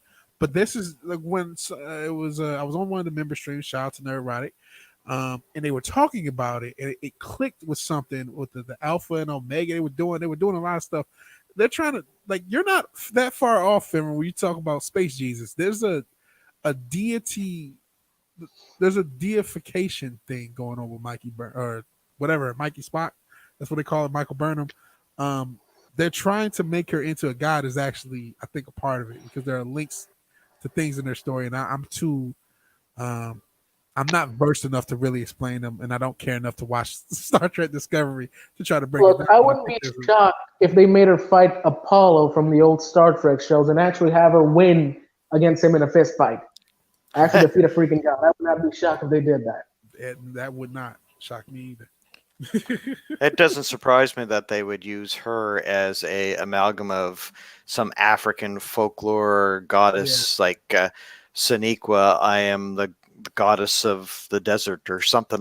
It doesn't surprise me at all, especially considering the that she's perfect, untouchable, always right.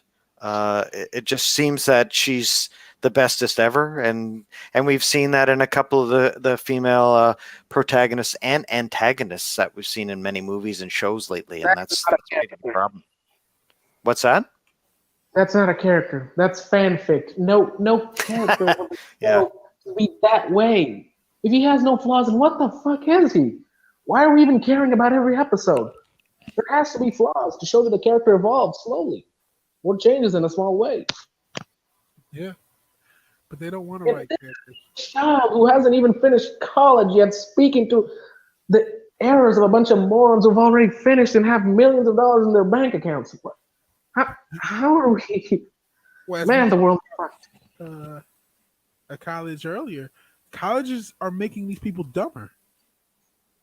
That's just that they're becoming stupider. I just want to read this last paragraph before getting off this article. It says, now, if you can believe it, there's additionally rumored movement from within Lucasfilm and parts of Disney. So it's not just in Lucasfilm that are pushing for the cancellation of any Caucasian male leads in any future feature films, which they're not going to be feature films at all because of the theaters. They just got a bailout, so who knows?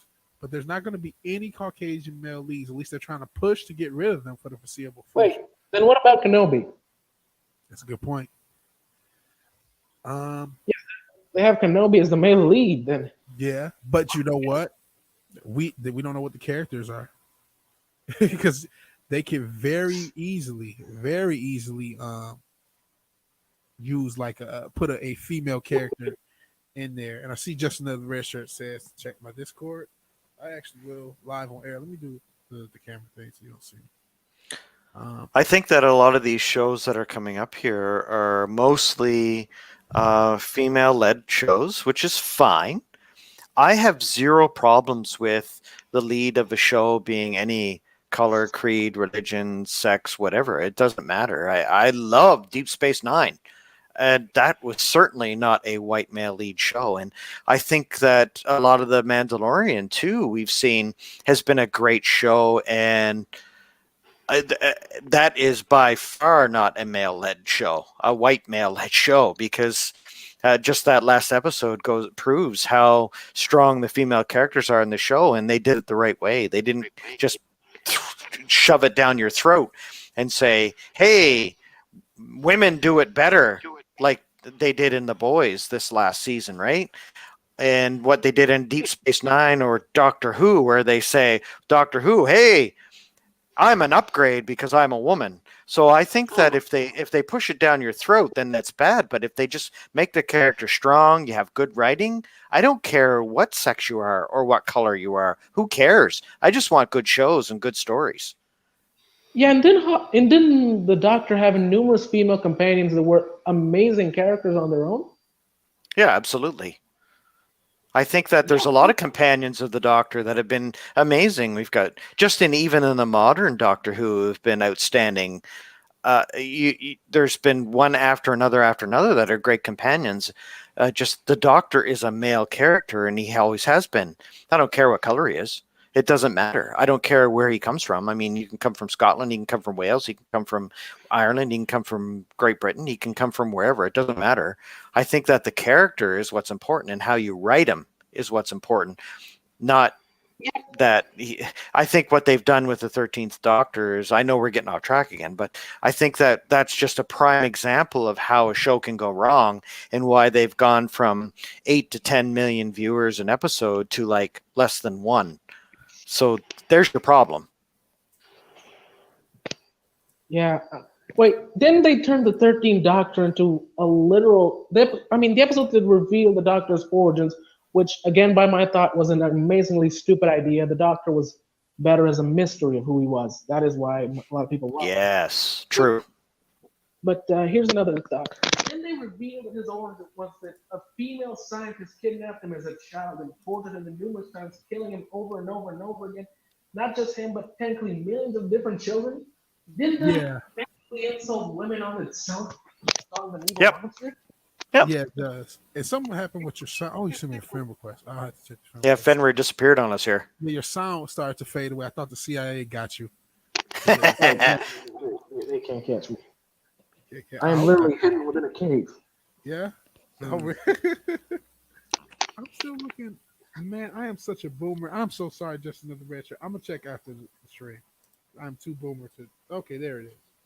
I am the boomerist. You cannot tell me I've been on Earth only 30 some odd years. I feel like I've been on Earth 70. Good Lord, I cannot take that. Oh. Don't worry, you're fine, man. All righty, back on camera. Yeah, but I appreciate you guys. The Doctor. They destroyed him for any person. Oh, sorry, you want to talk, dude? Oh no, go ahead, because I was just about to say I'm not a Doctor fan. Go ahead, because I just don't know. Yeah, no, it's kind of hard to keep up with the Doctor sometimes. Yeah, they destroyed the Doctor as we knew him. They destroyed the mystery of him. They destroyed the interest. They destroyed basically the Time Lords themselves too. I mean, that is just a fucked up past. Why couldn't it just be something of their biology? Well, they took the timeless child and made it the timeless children.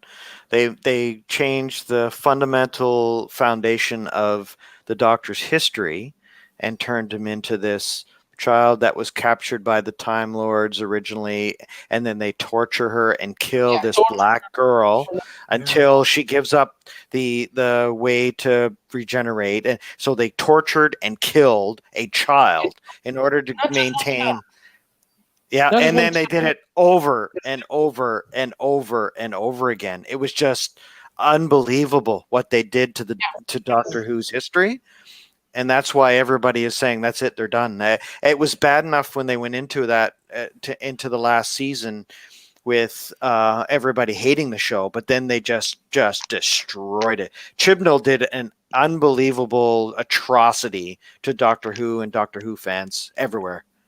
Still say that guy looks like Peter Griffin from a distance. He does kind of, yeah. But truly, they destroyed him. They killed numerous children, showed a female scientist doing it, killed a child of color. Even when they try to virtue signal, they destroy their chances somehow. Isn't it funny how that always happens? Every single time they virtue signal, they end up doing something more racist. Every single time. 100 out of 100. Every time. It is pathetic. We can go down a big rabbit hole with the Doctor here, and just another red shirt. Yeah, absolutely. That the writers didn't destroy the Master when they made him Missy. They changed the Master into a woman, and that actually. But I think that the actress involved in that too. She's an outstanding actress, and that kind of took away a lot of the sting of making the Master a woman. I think that wasn't anything that destroyed the show, but I think it was the first step where they were kind of testing the waters to see how the reaction would be. But yeah, I agree. It's they didn't destroy the Master when they did that, but boy, they fundamentally changed the ideal of the Time Lords and how they regenerate, and that they can regenerate into pretty much anything. That is true. That is true. And one thing, there are actual good writers out there that know how to make the things right. For example, Seth MacFarlane, he wanted to take over Star Trek, but the studios refused him, believing that he could not do a good work. Now look at him. He created a parody of Star Trek that is more perfect than anything else, despite it being a comedy. It has all the right elements of Star Trek. The humanitarian work, the scientific things, everything perfectly done. You can even forget it's a comedy. They do some jokes from time to time, but they are serious at 100%. MacFarlane is a true fan. Well, that's why he'll never get Star Trek unless he buys it. Which he may. That's the only. Oh, that's the Star Trek's only hope. Is McFarlane buying it, or because it devalues itself to the point where he can afford it. That's the only hope Star Trek has. And I want to ask you guys, since you are Doctor Who fans, does Doctor Who is there even a Luke Skywalker moment possible for Doctor Who? I'm not as familiar with the canon, but I am familiar with the Timeless Child and what happened. But I don't know enough about the canon. Can a Luke Skywalker moment happen? Can David Tennant somehow come through and say all of this was fake and save Doctor Who? Is that possible? Or would you even accept it, even if something like that happened? I mean, I'm sure the fans could accept it. What do you think, Lord Todd? Wouldn't the fans accept it? Well, the deep die-hard fans right now are pretty upset. There's a couple of live streams that I watch that YouTubers out there that are big fans of the show, and you know, the Spacebook, the TARDIS Zone.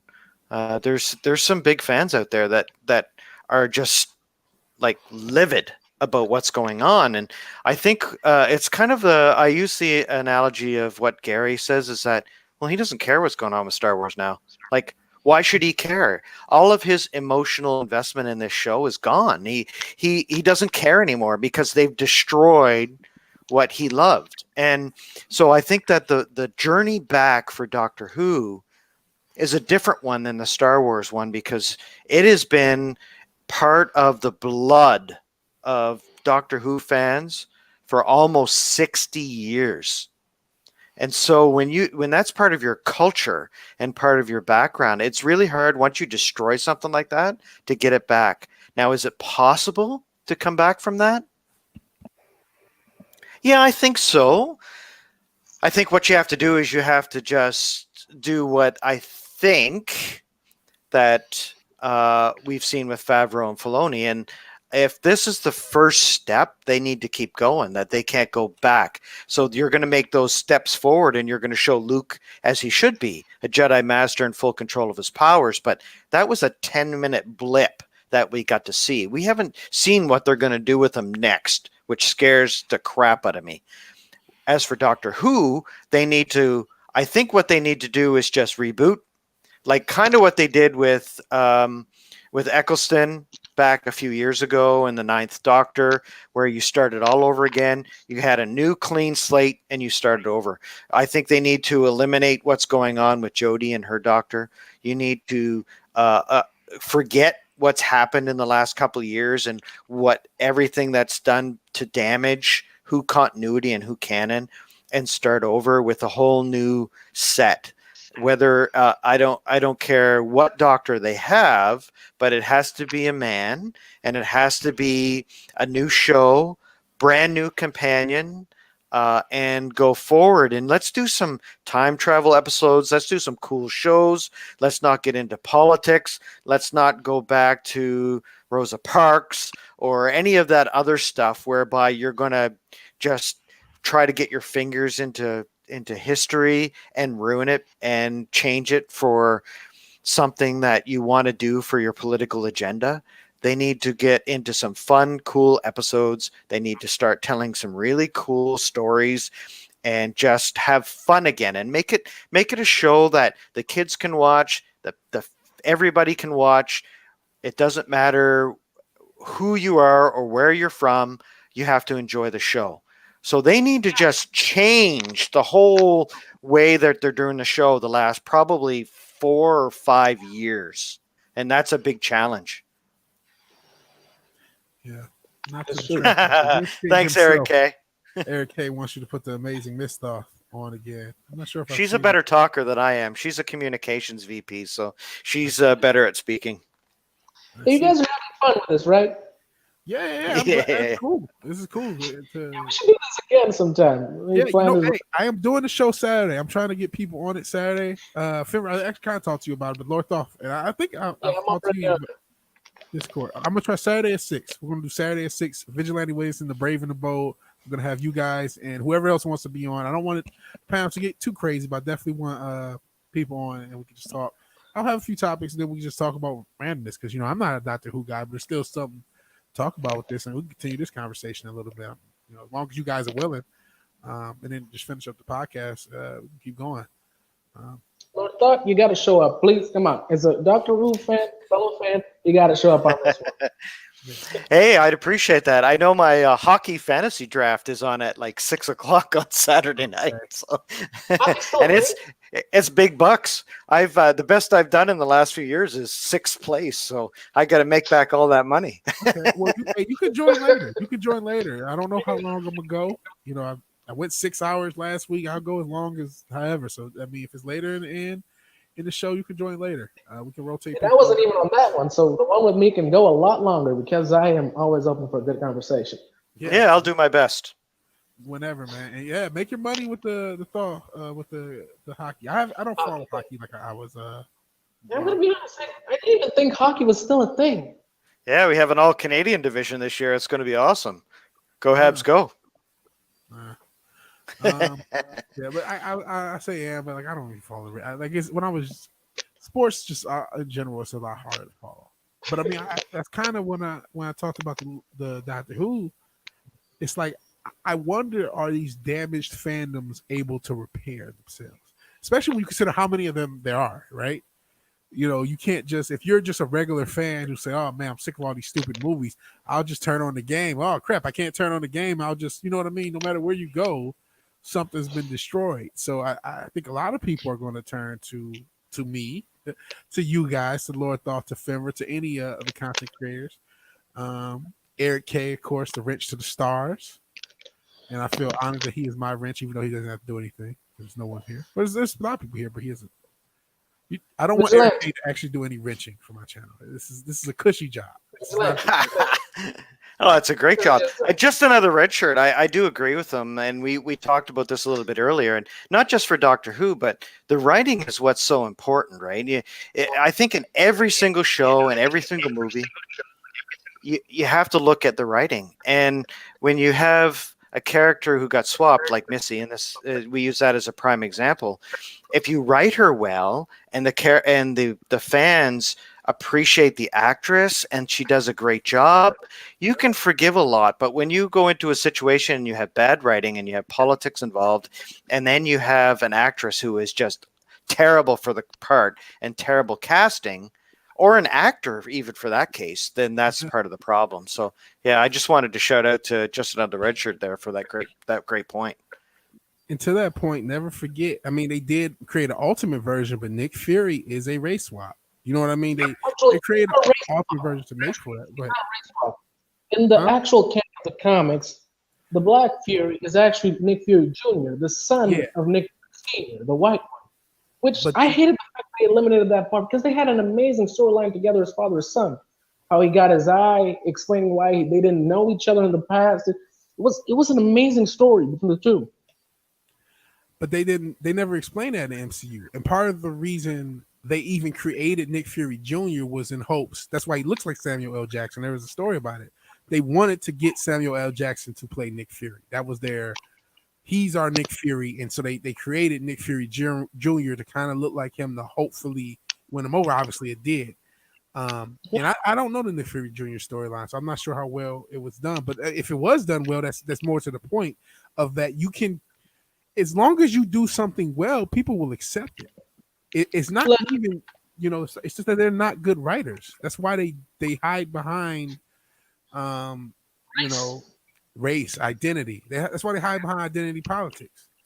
Let's not forget that David Hasselhoff was originally Nick Fury back in the old movie, back in the 80s. I remember the 90s version. They did a 90s maybe movie. It was early 90s. It might have been. It was early. It could have been 80s. I just remember 90s. I remember looking for that movie a couple of months back because I wanted to see it. Yeah. It was nice.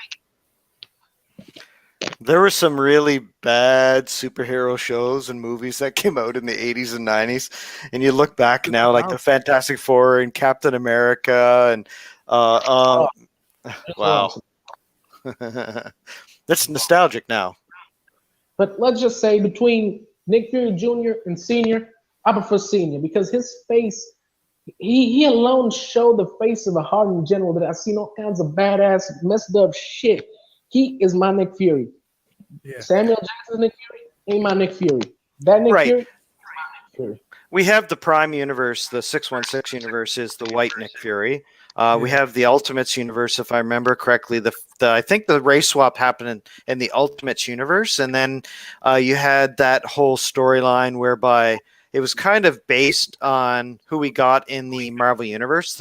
And so I actually like what they did because, man, you bring Samuel L. Jackson in to be Nick Fury, and he owned that part. Man, there was no snakes on that shield helicarrier, let me tell you. Hell no. No motherfucking snakes. No motherfucking Oh, Eric. Hey, he already smashed the thumbs up. Yeah, you should smash thumbs up. I never tell people to smash the thumbs up. If you lick that thumbs up, it tastes like strawberry. Tastes like, yeah. Hey, if you lick the thumbs up, it tastes like toasted Gabbard. All right, they bring in crappy people because the people in charge are stupid. They want to be the smartest dumb person in the room. They should want smart people to make them look good. I definitely think that's a huge part of it. Hey, let's remember one thing. Hey, Vigilante, you still got Cyberpunk? Oh no, I still have the thing, but I actually I took it back. I actually still have this stuff. I forgot to take it. Because I wanted you to play that shit again and do the whole gulp every glitch. Let's see how long would it go. Man, I need my liver fibber. I can't do that. I know I just shouted out Tullamore Dew for the whiskey. You're not old enough to drink this, Fender, when you're a grown man, though. Actually, what are the age laws in Angola? Maybe they are old enough. No idea. We can only help that like button smells like candles. Isn't there Gwyneth Paltrow? Doesn't she have candles that smell like her? Smell like her cooter, supposedly. That's what the candle says. Oh my goodness! Know. I doubt That's it. just funny. Drinking age here is it's very liberal. I say. I mean, hey, Captain Trek, good to see you. Hell, Captain Trek. Yeah, I think that the comic book stuff, when we talk about the movies and the differences, and there's some good and there's some bad, and I think the Marvel Universe did it right. You had a team behind Kevin Feige and Favreau, and that creative team was just out. Oh my God, that team was so awesome.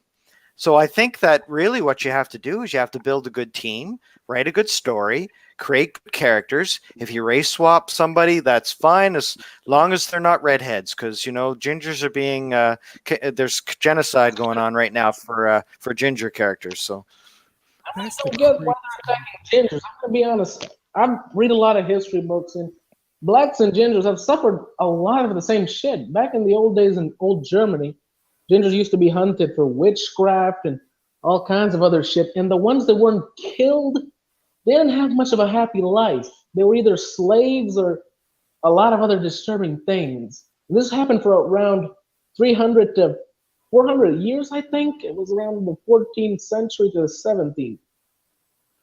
Oh man! So yeah, they said this was black people. I'm a dumb American, so I'm like, oh, is it? Yeah. I've heard. Do you know? Has anyone heard the off-color rumored reason why they're doing this to gingers, in particular blackwashing? No, I haven't heard anything. I keep seeing character after character after character that it happens to. To the ginger, they always turn into a gay black dude. They're trying to destroy black masculinity. Oh yeah, they're saying that. Like I said earlier, feminism has been angry at the black man ever since Gloria Steinem got pumped and dumped by Jim Brown in the 70s. But that's a deep cut, man. That's good. Yeah. But as far as the ginger thing, let's just say it's an anagram of another word. And I'm not going to say that the creator who actually said that in a chat. I'm not, but I've heard that other people saying it now. Like ginger is an anagram as a certain slur used for a certain group of people, and that's why they're replacing one group of people with another group of people.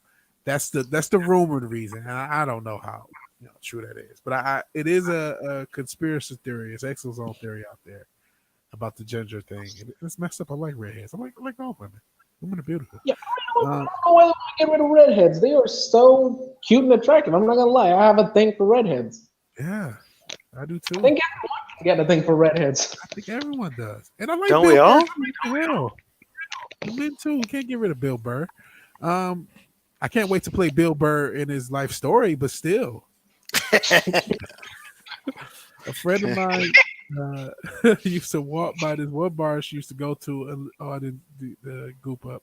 Gwyneth didn't care to see her, but we just thought it was funny. So yeah, Gwyneth, we talked a little about that. This smells like her cooter, apparently. Cooch. Her cooch. It smells like her cooch. It's almost tempting to buy it just to check it out, hey? $75? Oh my, not for that much. $7 maybe. Yeah, if it was $10, it's like, yeah, let's just see. I'm giving an 8. I would have had an 8. Maybe that. But how do you even capture that smell? No, you know what? I don't want to know. Have you ever seen The Witcher? You said that, Rusty, what? Play the games, watch the show, both things. What franchise did you say? I couldn't hear you. Witcher?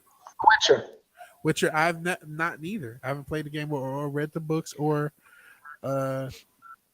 watched the show. So I'm completely. There's another race swap: a ginger for a woman of color. Triss Marigold. There was this very insanely attractive redhead, Triss Marigold. I was actually very excited to see how they would depict the character in live action. She was literally my favorite witch, mage witch, or whatever they picked. Yeah. And I was very disappointed when they race swapped her for a character that looked nothing like her. Literally, and they actually ruined her in the show. That her whole storyline is just awful. Yeah, they made her pathetic. There was another one they race swapped too that doesn't make sense if they intend to follow its storyline. There was another one. What was her name? She was a character who took the identity of a cousin of a princess, but now it would make no sense because they were introduced that princess and she's white, and they just made themselves a whole lot of plot holes. I mean, what is the problem? You're talking about the Witcher characters? What Witcher character they switched? Yeah. I don't know enough about The Witcher, unfortunately. I know Yennefer looks different than what's in the books too, and then Ciri's just a kid. There's there's Triss, obviously is a woman of color now and not a redhead anymore. Sabrina is a blonde. I'm not sure. I can whip off some of the character names, but that's about all. That's about all I can think of. Those are all that actually matter, honestly. Yeah, those are the main characters. Tisaya, because Tisaya was the older woman, right? The older character, the leader witch. Yeah. Huh. Yeah. I never had a problem with The Witcher being an all-white people society because it wasn't in a fictional universe. Just as much as I don't have problems with Black Panther having all Wakanda as a black civilization. Despite the fact that in the comics there was actually one white guy in Wakanda. Yeah, Hunter, the adopted brother of Black Panther. Very, very interesting storyline too. But yeah, I don't really care. If it's a society of its own and it has an explanation because it was a thing of that time, let it be. Don't try to satisfy every person in the world because you will not. There will always be someone that is not satisfied. So just let it be as it is. Because if those people loved the franchise back then when they started reading, they're going to love it now as it is. That is a true fan. Yeah. Friends. Well, let me get to. I think in general they're always going to change franchises. As far as the like you said, like you don't care whatever world you build. As far as nobody actually does accept these identity politics. The Witcher was created by a Polish author. Let's get some more of these comments for you. Yeah, Eastern European Polish author. Yeah, I think that really there are a lot of stories out there to tell. We can look at The Expanse for how to do something right. We can look at how they've gone diverse characters, they've gone good stories, they've gone good science fiction. And the books are very woke, and they get really into identity politics and stuff towards the end. But you have a great opportunity there to bring this to screen, whereby you can take all these characters and make them into really cool story points. And I think that's why the Expanse has such a fanatical following. It's because it's so good. It's actually better than the books. The TV show has done an amazing job this year. So what you need to do is you need to build off that. That used to be that needs to be the example for how you do a show or a movie into the future. You have a great group of writers. You have someone who has a clear vision of what they want in the story, but you listen to the people that are helping you write the story. And with that kind of a support group and that kind of a way forward where we can be we're getting away from the being oppressive and into identity politics and just tell a good story. I think that if everybody out there starts to watch The Expanse, they'll understand exactly what I'm talking about.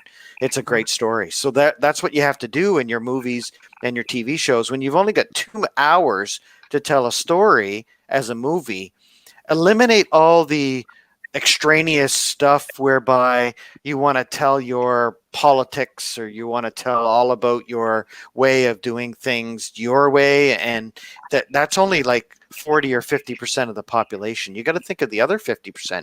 So don't even bother getting into politics. Just tell a story. A good story. And a good story. I love the Wrench King himself, Eric K, but I saw these 2 comments and I couldn't help but to wonder if they're related. I think they always do it to gingers because they have no soul. That's what I heard at least. Then he said he used to date a ginger, and I miss her a bit. Well, I mean, is that why you think she doesn't have a soul? What happened? He still misses her a bit. He says I still miss her a bit. He's an Eric K. I'm starting to bet he's Cartman. Yeah, that is something else. Cartman. Yeah. What the hell is that? So, yeah. But I do believe Cartman might have his hands on Hollywood because this was the old thing they used to do on South Park. God, I miss when that show was so much more funny. It is still funny, but it used to be a lot more back then. That was true comedy. All right, I'm gonna wrap up the last few stories we had because it's starting to get almost 11. Oh my God, 2 hours. Yeah, 2 hours. You guys got another hour. I mean, I appreciate you guys joining it so impromptu and adding to the show. I really appreciate it. I appreciate the invite. I'm so sorry. I wanted to do this into a quick conversation about superheroes and hope. Listen, I'm trying to get Fenrir. We need a link for your channel because I can't find Fenrir the Ice Wolf. It's just like Lord Thoth is one of those things that because of the lore behind Fenrir it's hard to find. But yeah, we got to get you going. Because like I've gushed about this kid a bunch, not to call you a kid because you're a grown ass man, and I shouldn't do that. But kid by soul. But no, because he's a good writer and he's a very passionate writer. You hear the fandom, you hear him. He reads all the comics, he reads everything. You hear the passion, and I know that I'm talking to one of the great writers of the future. Even if he doesn't think so. So you being on this channel and hopefully we get your channel going is the best thing possible because if we want good writers, if the fandom, what are we doing this for? We're not just doing it to do it. We want our myths to be handled with respect. Well, if we have talented writers in our mix, we have to push them. We have to make sure that they're able to write. And so if this you being on this platform, hopefully you create your own platform.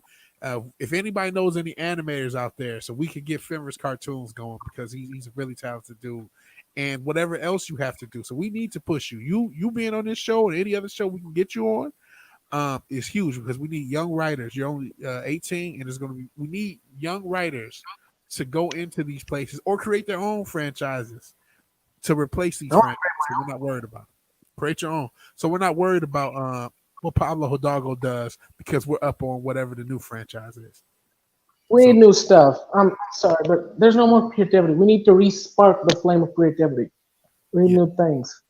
Yeah, I think part of the problem is the fact that we have these franchises at all, is because you're trying to go back into something the story that's already been told and retell it. And just let it, I hate to paraphrase them, but let the past die. You don't have to kill it, but just let it be the past. Just rest. I tried to set him up here, but he wouldn't fit. Good old RoboCop. I love RoboCop. He's great. Don't make it. You can't do it. You tried. You can't. I saw it in 2014. It was okay, but you RoboCop has been made. It's done. If you want to make a cartoon or a game, cool. You can't make it. Huh? People can make parodies of it, jokes on it, but not another movie. That is enough. Stories told. But we talked to Hollywood is killing itself, right? I talked about in the past with WB, we're putting our whole slate on HBO Max. Well, here's the thing: there's other some of that slate includes stuff that Legendary has. Legendary is fighting for the Dune theatrical release only, because they don't want to be on HBO Max, and Legendaries, they actually produced Dune, and they actually paid for Dune, and what was it's in the article. Oh, Godzilla and Kong. Let me just actually go through it, and then we can just kind of chat about some of that stuff, and then I'll do my nice positive stories, then we can get out of here. But Warner Brothers is releasing a full year's worth of movies straight to HBO Max, which has made some studios angry indeed. A couple weeks back, AT&T owned Warner Brothers announced the suicide of releasing every single movie it had coming out in 2021, including Suicide Squad, Matrix 4, etc., and of course Wonder Woman 84, which a lot of people think it was a disaster. They were released in theaters and on HBO Max simultaneously, although the movies will only appear for HBO Max for a month, which is more than enough for everyone to see it. It went over poorly with some of the creatives behind the movies, including Dune director Denis Villeneuve. With this decision, AT&T has hijacked one of the most respectable and important studios in film history. He wrote, with HBO Max's launch a failure thus far, AT&T has decided to sacrifice Warner Brothers' entire 2021 slate, a desperate attempt to grab the audience's attention. And I don't think it worked, because I think everyone's already forgotten about HBO Max's existence, outside of this disaster that's Wonder Woman. Villeneuve was doing this first half of a two-part adaptation of Frank Herbert's sci-fi classic. There's also a spin-off TV show coming to HBO Max in the works, although it was experiencing problems last time we checked. Villeneuve fears that Warner Brothers might have just killed the Dune franchise. And that's what Legendary is concerned about, too. The studio financed 75% of both Dune and Godzilla vs. Kong. So when they went to that, they said that this is coming out on a stream service. These are movies that they don't technically have complete ownership over. They're part of a Warner Brothers new plan, but Deadline reports that Legendary is fighting the decision, trying to make sure that Dune at least doesn't get released on HBO Max. So I believe I'm trying to get to the plan, because I don't want to bore you with the details. I'll get some closer to the end. Scheduled for release date October 1st, 2021. It's actually the day before my birthday. The original reason Warner Brothers gave for putting these movies on HBO Max is to let these people see the movies without, the coof, whatever. No, the original reason they're trying to get HBO Max to blow up. But Godzilla versus Kong is scheduled to come out May 21st when the vaccinations are spread to be widespread. Do not take the vaccine if you care about your life. That one might come out on HBO Max before The Privilege. So basically, this is what Legendary wants from Warner Brothers. They want them to get. Legendary wants Warner Brothers to pay them $250 million because that was the price tag thrown around when Legendary was shopping the movie to Netflix. Netflix was willing to give them $250 million for Dune, and Warner Media kind of blocked it, and then tried to put it on HBO Max without paying them anything, even though they only own a quarter of it. So they're trying to get them. They're basically saying that we'll give you Godzilla versus Kong on your platform, but you give us $250 million and let Dune go. That's the long and short of this article. And so I know that's a little bit on the business side of things, but considering everything with these streaming services and the fact that Warner apparently didn't even have all their ducks in a row before they did this. What do you guys think about that sort of new revelation? Has kind of been under the radar, but the fact that even though these two movies were included in the slate, there's a little bit of legal kerfuffle about it. And what did you guys actually think about the whole? Let's call it what it is. A dick move. Huh? It is a dick move. Let's call it what it is. It's a dick move. I mean, they gotta see streaming is not gonna work. It may seem strong now, but sooner or later people are gonna get sick of it, especially if this Corona thing one day ends. Because when it ends, people are gonna want to socialize, go to the movies, listen to concerts, literally just be in contact with other people. This is all about dollars, right? This is all about money, and this is about that perception that that streaming services is not going to give them the money that they think that they deserve. We're talking from the movie side of things, right? So if you're looking at the studio side of things too, they're in dire straits. I think everybody right now is kind of panicking, and a lot of this is all political from within Hollywood and the studios and the theaters.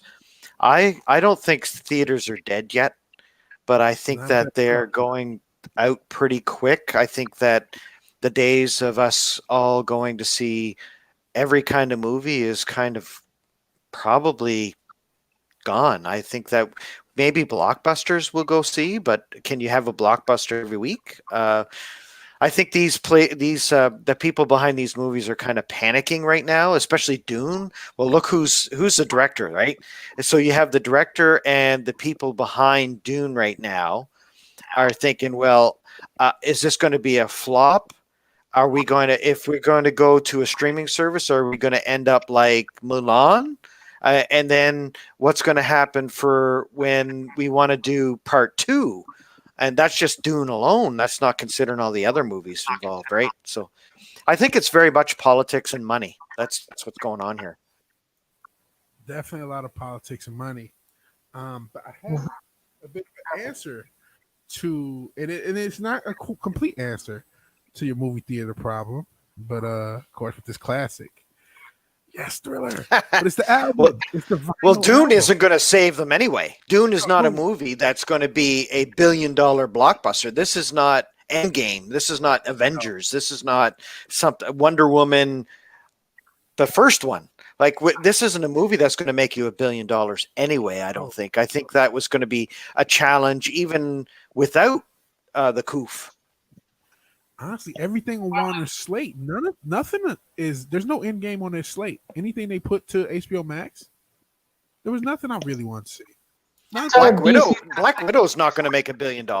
Like any of them are. None of them are going to make you $1 billion right now because, well, for one thing, half of the theaters aren't open anyway. But I think that there's no real big blockbuster that I need to go out and watch at a theater right now.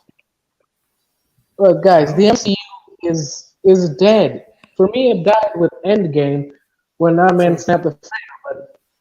But they're trying to keep it up. Let's be honest, and they can't do it because there's more tension.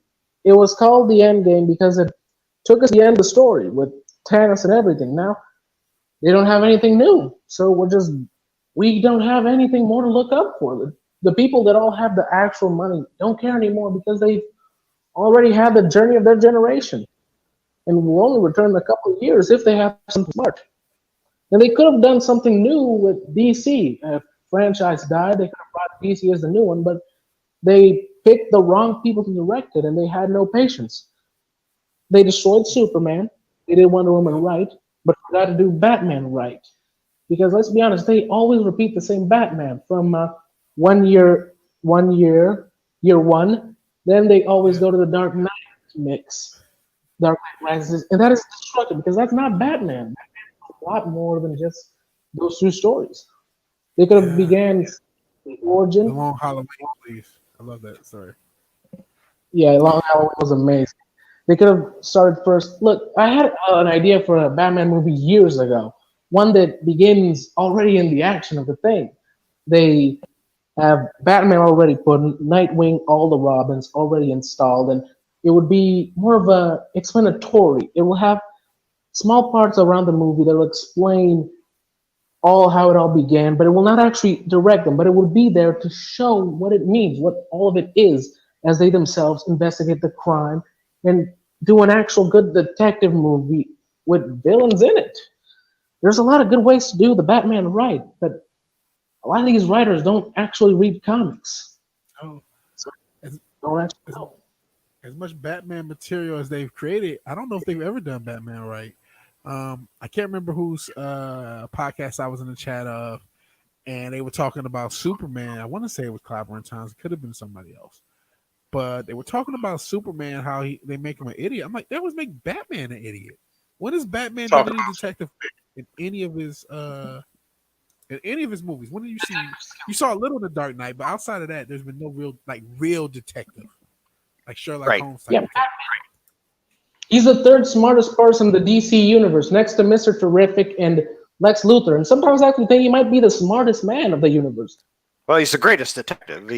And that's unless you Detective Chimp is pretty good too. But I think that the problem they have is the Avengers. So you have the Marvel Cinematic Universe is done. We had the final chapter, in my opinion, right? You've got they've defeated the big bad guy.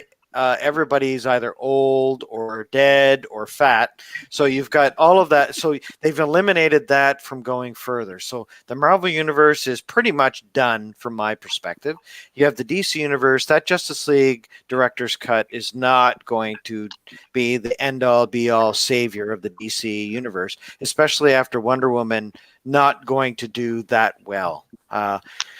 I think that really the superhero movies are probably in their twilight years. I think we're going to move past the superhero movies in the near future because of what's going on with theaters and streaming services.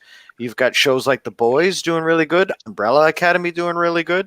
Those are the kind of comic book shows that you're going to see. The CW Arrowverse that they have going on is dying. They've got they're losing half of their viewers every year. So I think what we're seeing is probably when normal people, the normies, as Gary calls them, or whatever you want to call them, the normies are like getting tired of superhero movies. Comic books are dying. You're going to have DC and Marvel shutting down in the next couple of years. You're just going to have maybe the occasional superhero movie that creeps up once every 5 years or something. And they haven't done Batman right. They've never done Batman right. And they've never done well. Christopher Reeve's Superman is probably the closest to that beacon of hope that we have from the comic books. Spirit right with him. Like they may not have been accurate with everything, but the spirit of Superman they got perfect with Christopher Reeve. They got another guy they could use. They could do the same thing with in Cavill, but they don't. He's a great actor. He's a great positive Superman vibe I get from him when he. And did you see the quote he said about how he would go to hospitalized children and stuff like that, where he'd say they'd look up to him and they say, "Oh, you're Superman. I know who you are." And he'd look down at them. He'd go, "Oh, but don't tell anybody." Like that is a great actor who has that whole positive image. There is nothing that sticks to him. He's never done anything politically bad. He's never done anything socially awkward. He looks like Superman and he acts like him. And that's really, since Christopher Reeve, we haven't seen that. So he's a perfect character for Superman, character actor. Exactly. What were you trying to say? Oh, he never persecuted anyone. They have obviously not tried to look for lookalikes for the characters, but Cavill was an amazing pick for Superman. I mean, Yeah. I am a huge Jason Momoa fan myself, and I've been following him since his Stargate days. I'll admit it. That's the thing that made me fall in love with that guy. But I don't think he's the right Aquaman. They were obviously just trying to make Aquaman badass and not actually go for the original look of Arthur Curry. I love Jason Momoa. I don't think he's Aquaman. He's for the a toxic badass, but he's not my Aquaman. Well, he's not blonde-haired, blue-eyed, and well, entirely white, right? So that's the comic book version. I don't think he did a bad job, but No, yeah, I agree. He's not really Aquaman. But I mean, we could argue the Snyderverse is not really the Justice League, and I know a lot of people will hate that because I'm interested in the Justice League Snyder cut too. I don't see Martian Manhunter. I don't see Hal Jordan. You know, I heard a rumor he may be in the Snyder cut. Martian Manhunter. Yeah, I hope so. I hope Hal Jordan is too at the end there with Alfred, where they have that green glow in the background there. It would be nice to see a nod to Green Lantern, and actually I don't care if it's Jon Stewart too. I mean, that would be a better. I think having Jon Stewart would have been a better choice than having Cyborg, a Teen Titan. Like, really? Poor guy. I really don't see why do they bring Cyborg into the Justice League. He's a Teen Titan. He stays with the Titans. He's not a Justice Leaguer. He may join them from time to time, but he's not the Justice League. Yeah. He's a Titan. Yeah, you should have had Martian Manhunter there, and you should have had. I would have accepted Jon Stewart too, and there's lots of diversity right there, right? Because Martian Manhunter's main guys is a man of color, right? And I think that would have been a great option there too. And that is one of the founding members of the Justice League. Like, why not have him in it? And he adds a whole bunch of tactical possibilities in combat. Yeah, he has a story to tell. He's a top 10. He's a top prize character. And you know what? I want to get into a lot of these chats, and a lot of these chats have been talking about what we've been saying. Just Another Red Shirt says, if money trumps politics, no pun intended, we'll get good stories. If not, we'll have to buy physical media. Buy physical media. Get as much as you can while you can, because this is not about the money. It never was, and that sounds crazy. For some people, it is. Wonder Woman, right? You all saw Wonder Woman here. You all saw their depiction of Maxwell Lord. I mean, it's not bad. I know who they were trying to depict. I really don't care, but they really did the character dirty. That is not Max Lord himself. He's a badass character. Yeah, I heard somebody mention that he's Glorious Godfrey, and he's not a very good Glorious Godfrey either. G. Gordon Godfrey from the comics, and that is not Maxwell Lord. If anybody wants to know about a real Maxwell Lord and how great that character is, the Justice League International run, it was just outstanding. I think that, he can be a good guy pretending to be a bad guy, pretending to be a good guy, and that's great. And that they kind of have that in this movie in Wonder Woman, but they throw a whole bunch of stuff into that mix to make that character, and it just made no sense to me. And this is the reason why Eric K., the rich king, the wrench of the stars, who has this cushy job. I don't want him to actually wrench here. I want him to just chill out. He's just there so you can see the icon and therefore think of my channel more prestigious. That's the only reason Eric K is a wrench. But he says writers do not do research anymore. They do not want to use the source material and build on that. They have a story in their mind and they want to adapt that instead.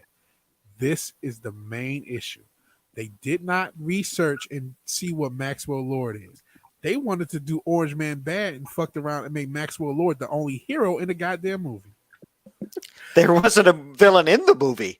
No, well, maybe that drapist on the side of the street, maybe.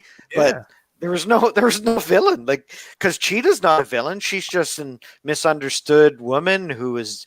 One drapist. Maybe Wonder Woman. She was out here draping people. Raped an old man. I mean, that guy was kidnapped for months. The movie starts July 4th and it ends on Christmas.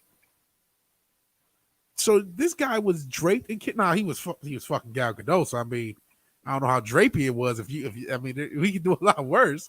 But There's still, a lot of guys who with that. yeah, I would too. I'm one of them. But still, his life was taken. Like honestly, all things considered, it was probably worth it. Especially if she was Wonder Woman. Like you could imagine that it's so much better. But back to the original point with Eric K. They have their own story. We saw with that I Am Not Starfire thing. That was a self-insert. It had nothing to do with the Starfire canon. And I think in fact she had already had that story written and they adapted it to Starfire. It wasn't like we have the Starfire story we want to tell and this crazy bitch. No, excuse my French, I'm from Detroit. She had her whole mindset of I want to do this Starfire story, or I want to do this little angsty story, but I'm gonna talk Starfire. The cover is her. That is not a child of Starfire. That is. But let's be honest. If Nightwing and Starfire had a kid, even if she didn't have powers, she comes from a literal bloodline of acrobats. I really doubt that being fat would be something that any of them would actually allow. She comes from a family of acrobats, and she comes from a family, also an adopted family of people that fight crime and have enemies that constantly figure out who they are. So being athletically fit and knowing how to fight is a good thing. In case some enemy figures out who you are, who you're related to, and comes after you to kill you. It's a good way. Seeing that a lot of bad people in the DC universe know who Batman is. The Assassins, the Ra's al Ghul, pretty much a lot of people, which is actually shocking that he's never been figured out. Yeah. So yeah, it is best if they actually have a very athletic life. Because again, Nightwing, Batman, they've all made a lot of enemies that would want to see them and their families dead. Yeah, like 32 flavors of Nick Weiser said. The writers want to be characters, full of self-inserts. Hell, 32 flavor of Nick Weiser. And so you're interacting with the chat. And I also see that you asked where the F is John Stewart and Jinx, because you said it around the same time. Thoth was talking about. Honestly, I would be happy with the whole core. Just introduce, because one thing I'm tired of is origin stories. I would be happy when I say the whole core. Well, you can do the whole core. You can do some of the off-Earth core too, but make the whole Lantern, Guy Gardner, Kyle Rayner, John Stewart, Jessica Cruz, Hal Jordan, everybody. Show Kilowog if you want. Show the off-world, but show. I don't want to have to establish. I don't want anyone origin story. If we do get an origin story, if they do a Green Lantern show or movie, have it one kid like Jessica Cruz is joining the Green Lanterns, but everyone else is established. I don't want to go through everyone's origin stories. We don't got enough time. Yeah. You've heard about the CW TV show, though, right? You've heard what they're planning to do to the Green Lanterns, right? That's just going to be awful. That's going to be awful. Well, if I remember correctly, they were going to do a gay in the closet thing for the first Green Lantern ever. What's his name? Alan Scott. Then they were going to do a giant with a lot of heart deep inside thing for Gardner, making him a pussy in secret, and probably a whole race thing based on a half human, half black alien chick who we have no information on, and probably find new other ways to destroy Jessica Cruz and Simon Bass, since Arab man and Mexican woman only deal with immigration and bombings, which is racist on its own. Yeah, I think it's going to be terrible. I've actually enjoyed Stargirl, and I saw what they did with the Justice Society, and it actually was kind of a good take on it. You're going to do the Next Generation, and the actors in that show were outstanding. So yeah, I liked the Stargirl stuff that they did. You had Luke Wilson in it. He was pretty good, stripesy. You had some nods to the classic characters. You have a good female actress, and that was actually well done. That wasn't too bad. I mean, there was issues. It's a CW show, but it's going to be a CW show, I should say. It wasn't at the time. It was a DC Universe show, but I think that depending on what they do in season 2, if they keep going, it wasn't bad. That's kind of the way to do a nostalgic nod to older characters, but when you talk about what they're going to do to Green Lantern, and they're going to it scares me, because Green Lantern Hal Jordan is my favorite superhero character. So when they start to touch Green Lantern, it bothers me. Yeah, mine is Guy. I always loved his badass personality of taking everybody to go fuck themselves off, despite those people probably kicking his ass easily. But yeah, he's a cool Green Lantern. Next is He's got a glass jaw though. Eh? He's got a glass jaw. Batman took him out with one punch. Yeah, famous. That was a great scene. Although I think Guy Gardner fans hate that one. Yeah, because he's defined by that. Yeah, I actually love it. But I mean, part of it is just talking so much shit that Batman's just like fucking firing on you. Like there's something to be said about that. Yes, there is, my friends. Yes, there is. That kind of makes us scared. I'm looking at this Green Lantern thing, and I'm trying to. Oh my god, we've been on this for 2 hours and 25 minutes. Yeah, I gotta wrap up because I'll go forever. You know what? I have to do more research on the Green Lantern thing. I want to do my 2 positive stories. I like ending with positive stories. Before I go to my positive stories, did any of you guys have anything else? I know you talked about quite a bit. Anything else you guys want to mention? Then I'll get into my positive stories. DC Future State. Oh God, we need another 3 hours just to talk about that. yeah, I agree. That's a whole stream in itself. That is a whole stream. That's the death. All I'll say is that's the death knell of DC Comics if they go down that road. And you want to know something? All over again. That's precisely, Eric K. Joe, you're saying Nelly was wrong saying it's not about the money, but the fact that they're doing Future State, when DC and AT&T have had literally nothing but thousands upon thousands of layoffs all year long. That's not all DC's fault. A lot of it's AT&T's debt. But my God, the self-awareness it takes to release I Am Not Starfire and then do this Future State thing when you are in financial hell, $160 billion in debt. You're damn near the United States when it comes to debt, and you have no awareness. You're still going to make your woke garbage. You're still going to do Future State, so you can do your Wonder Woman TV show that no one's going to watch with a Brazilian lesbian Wonder Woman. Well, maybe a lot of people will watch Brazilian lesbian. She's a lesbian. Yeah, she's a lesbian. Like a Brazilian lesbian Wonder Woman. Definitely be a lesbian, but we're not exactly sure yet. So let's not judge before the SC judge starts next. I thought that was confirmed. It was Yara 4. I thought that was confirmed. Well, no. I assumed that also in the video, but it's not exactly confirmed because look how they do their Latina characters that are actually sexy. We got Miss America. She is attractive depending on the artist, but they always make her lesbian. Yara Ford, she's a very attractive woman of Latin descent, Brazilian, and she definitely will be a lesbian. They don't do Brazilian women right. There's all kinds of Brazilian women. There's white Brazilian women, Latino Brazilian women, there's black Brazilian women, and they are all incredibly attractive. Literally, Brazil is a country where you go when you want to see beauty. Yeah, 90% of Brazilian women are heterosexual. So let's concentrate on the 1% that are gay and the other 5% that are bi. I guess I think that's just ridiculous. I'm not going to watch that. I've been ignoring all that stuff. And my wife too, who's a diehard lifelong Wonder Woman fan. She has statues. She loves the show. She just shakes her head, nods, and goes, "Whatever. I'm not watching it." That's kind of the attitude we have to take, is just not watch it. And that's my attitude too. Even though I did know a beautiful Brazilian bisexual girl. Fuck that bitch. All right. So that was kind of that escalated quickly there. Some history that we don't want to know. That's for another episode. Let's end on a positive note. Eric K said something about positive. He said, end on something positive. What did the proton say to Electron? Hey, I'm positive. Eric K, look at him. He had gingers and a Brazilian. It could be a Brazilian ginger. It could be the same girl. You should date a Brazilian lady.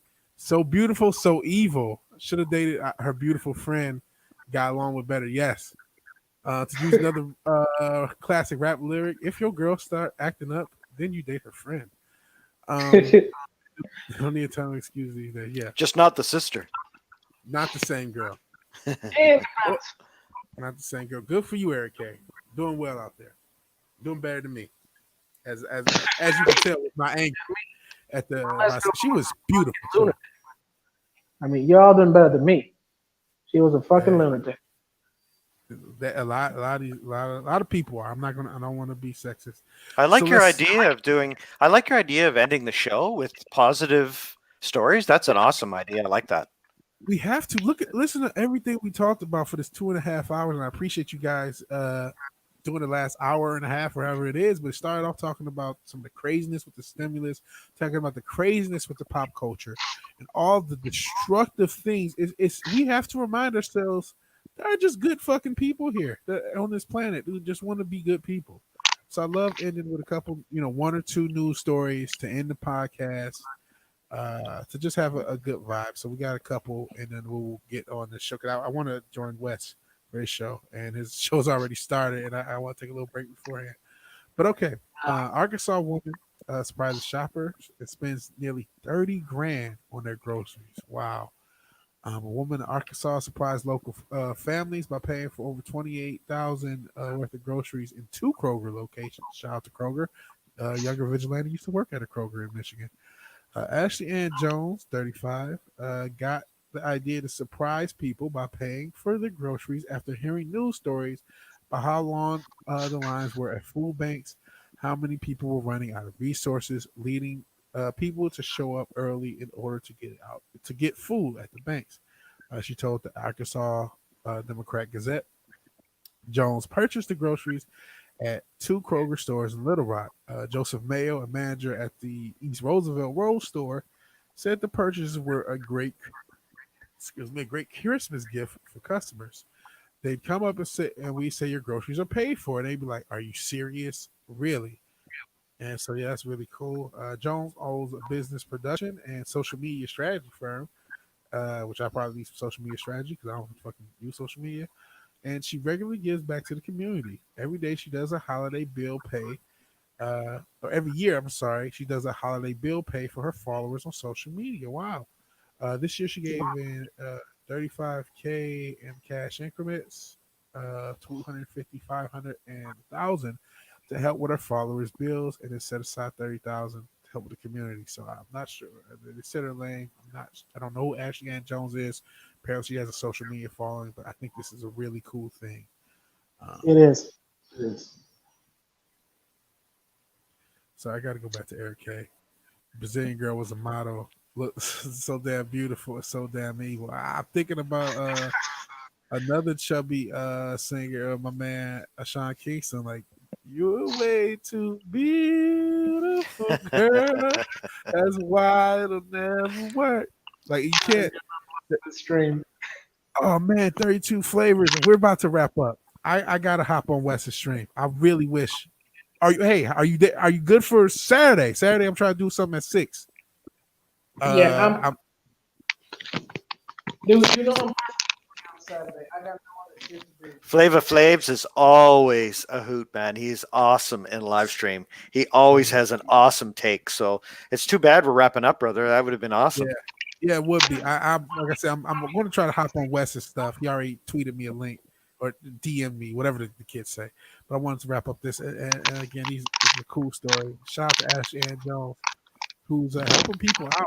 You know, she clearly has a lot of money to spend to be able to help people out to the extent she does. My friends, I want to say one thing. It was a pleasure talking to every single one of you. I hope that in the future we repeat this amazing thing once more, and that in the future you all have much more united information of the DC future state, so we can talk about that shit and quite possibly cry ourselves to sleep at night out of pure rage. So yes, Lord God, inform us again when you want to repeat this. Will Vigilante, send him the link to Discord. Okay, yeah. Okay. Are you on Discord, Lothoff? I think you might be. Yeah, I'm in Jake D's Discord. Okay. So yeah, if you need to hit me up, just tap me there or wherever. I need to. So you know what? I mentioned my evil Brazilian waifu. So she showed me you could be doxxed. It was actually her. She showed me you could be doxxed through Discord. And so I've always been a little afraid of Discord. This is ages ago. I was in my 20s back then. So like this is ages ago, but she showed me that. So I was like, ugh. So I've always been creepy about having a Discord server, which I do have, and I have to set it up. I have to look into security. But let's finish this story. I'm gonna take a break and hop on with Wes. California teen starts nonprofit to make science fun for kids, which is awesome. High school senior in California started a nonprofit that designs science kits geared to elementary school students, meaning this kid is doing more for kids, for the students of California than the state of California itself. Ahmed Muhammad launches Kids Cube to introduce the wonders of science through fun and affordable, accessible means. His inspiration for Kids Cube was his own family. He was babysitting his niece and nephew when he decided that the activity of choice for the day would be a science experiment. His nephew told him that he hated science because he was bad at it. He loved literally everything. And then when I brought up science, he doubted himself, Muhammad told the China News Network. He did not believe in himself anymore. Muhammad was not going to let his nephew's self-doubt continue. He decided to use simple science experiments to convince him, as well as his niece, that he was not bad at science.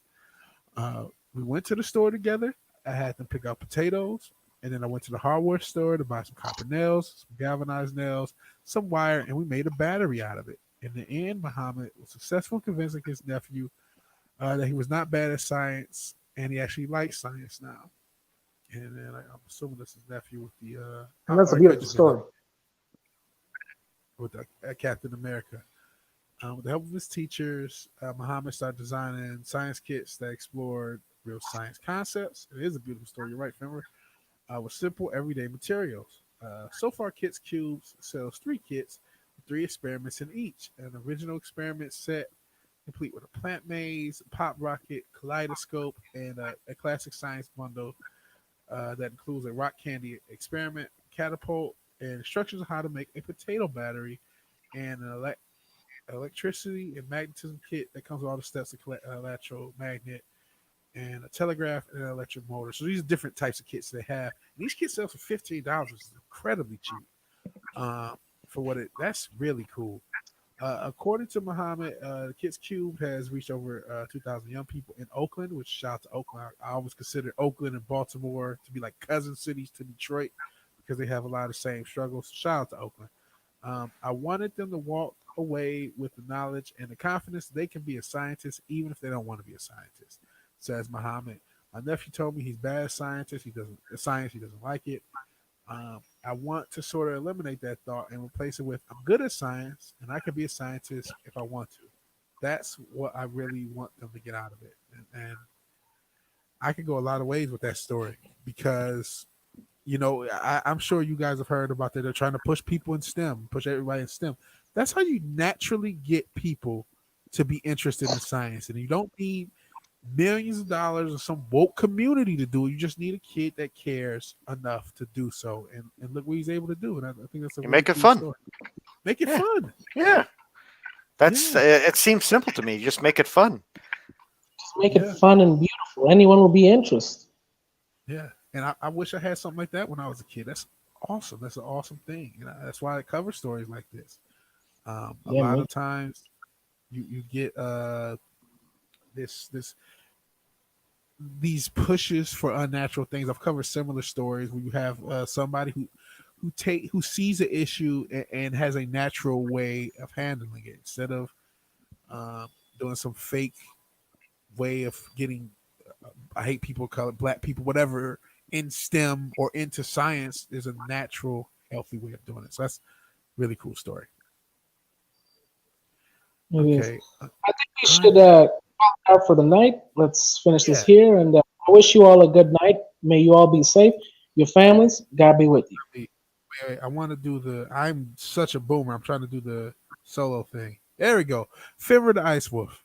I know you don't really have anything to promote, but if you have anything to promote or say to end, here's your chance to. I know you kind of just did, but is there anything else you wanted to say to wrap up?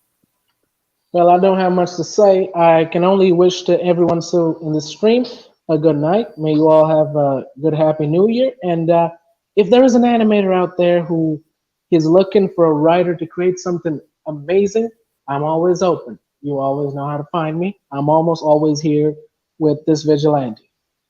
So yeah. Yeah, Yeah, no. So yeah, I'm always around. Yeah, if you reach out to me, I'll figure a way to reach out to Fimmer because I have him on Discord. So yeah, are you on Twitter, Fimmer? Or I don't. That's I probably don't use smart. Just too much chaos. I'm not using that. And Too much I'm chaos. usually the same way. I only got it for the channel itself. Okay. Yeah. Lord Thoth. I wanted to wish everybody out there happy holidays, happy new year. Be safe, be sensible. If you're going out and partying, make sure social distancing, wear a mask, drive safe if you're having a few pops. I wanted to say thank you to the chat. It was rocking tonight. You guys are awesome. It's been great meeting all this community. The community at large is awesome, and Vigilante Williamson, I love what you do, and so I really appreciate you letting me drop by and say hello and give my 2 cents. And yeah, man, and take care of yourself and be safe. And I'll see what I can do on Saturday. Okay, we'll see. We'll probably rotate people so you can't do the whole show. That's fine. I'm trying to get as many people signed up. We're going for 6, but it may adjust. Maybe if it may be a little early, maybe a little later. We will see. So I want to thank everybody who joined this podcast, whether it was live or you're watching the playthrough. Obviously, it's almost 3 hours. I'll cut it up because I just want to thank everybody. I want everyone to treat everyone well. Be good to each other. If you like the video, please like the video. If you're so obliged to share and subscribe, please do so. Let me know in the comments below if you agree or disagree with anything me, Fimmer, or Lord Thoth said. And even if you do none of these things, if you stay to the end or even watch just 1 nanosecond of this podcast, this webcast, I want to thank you and thank you for your time. Thank you for watching, and God bless.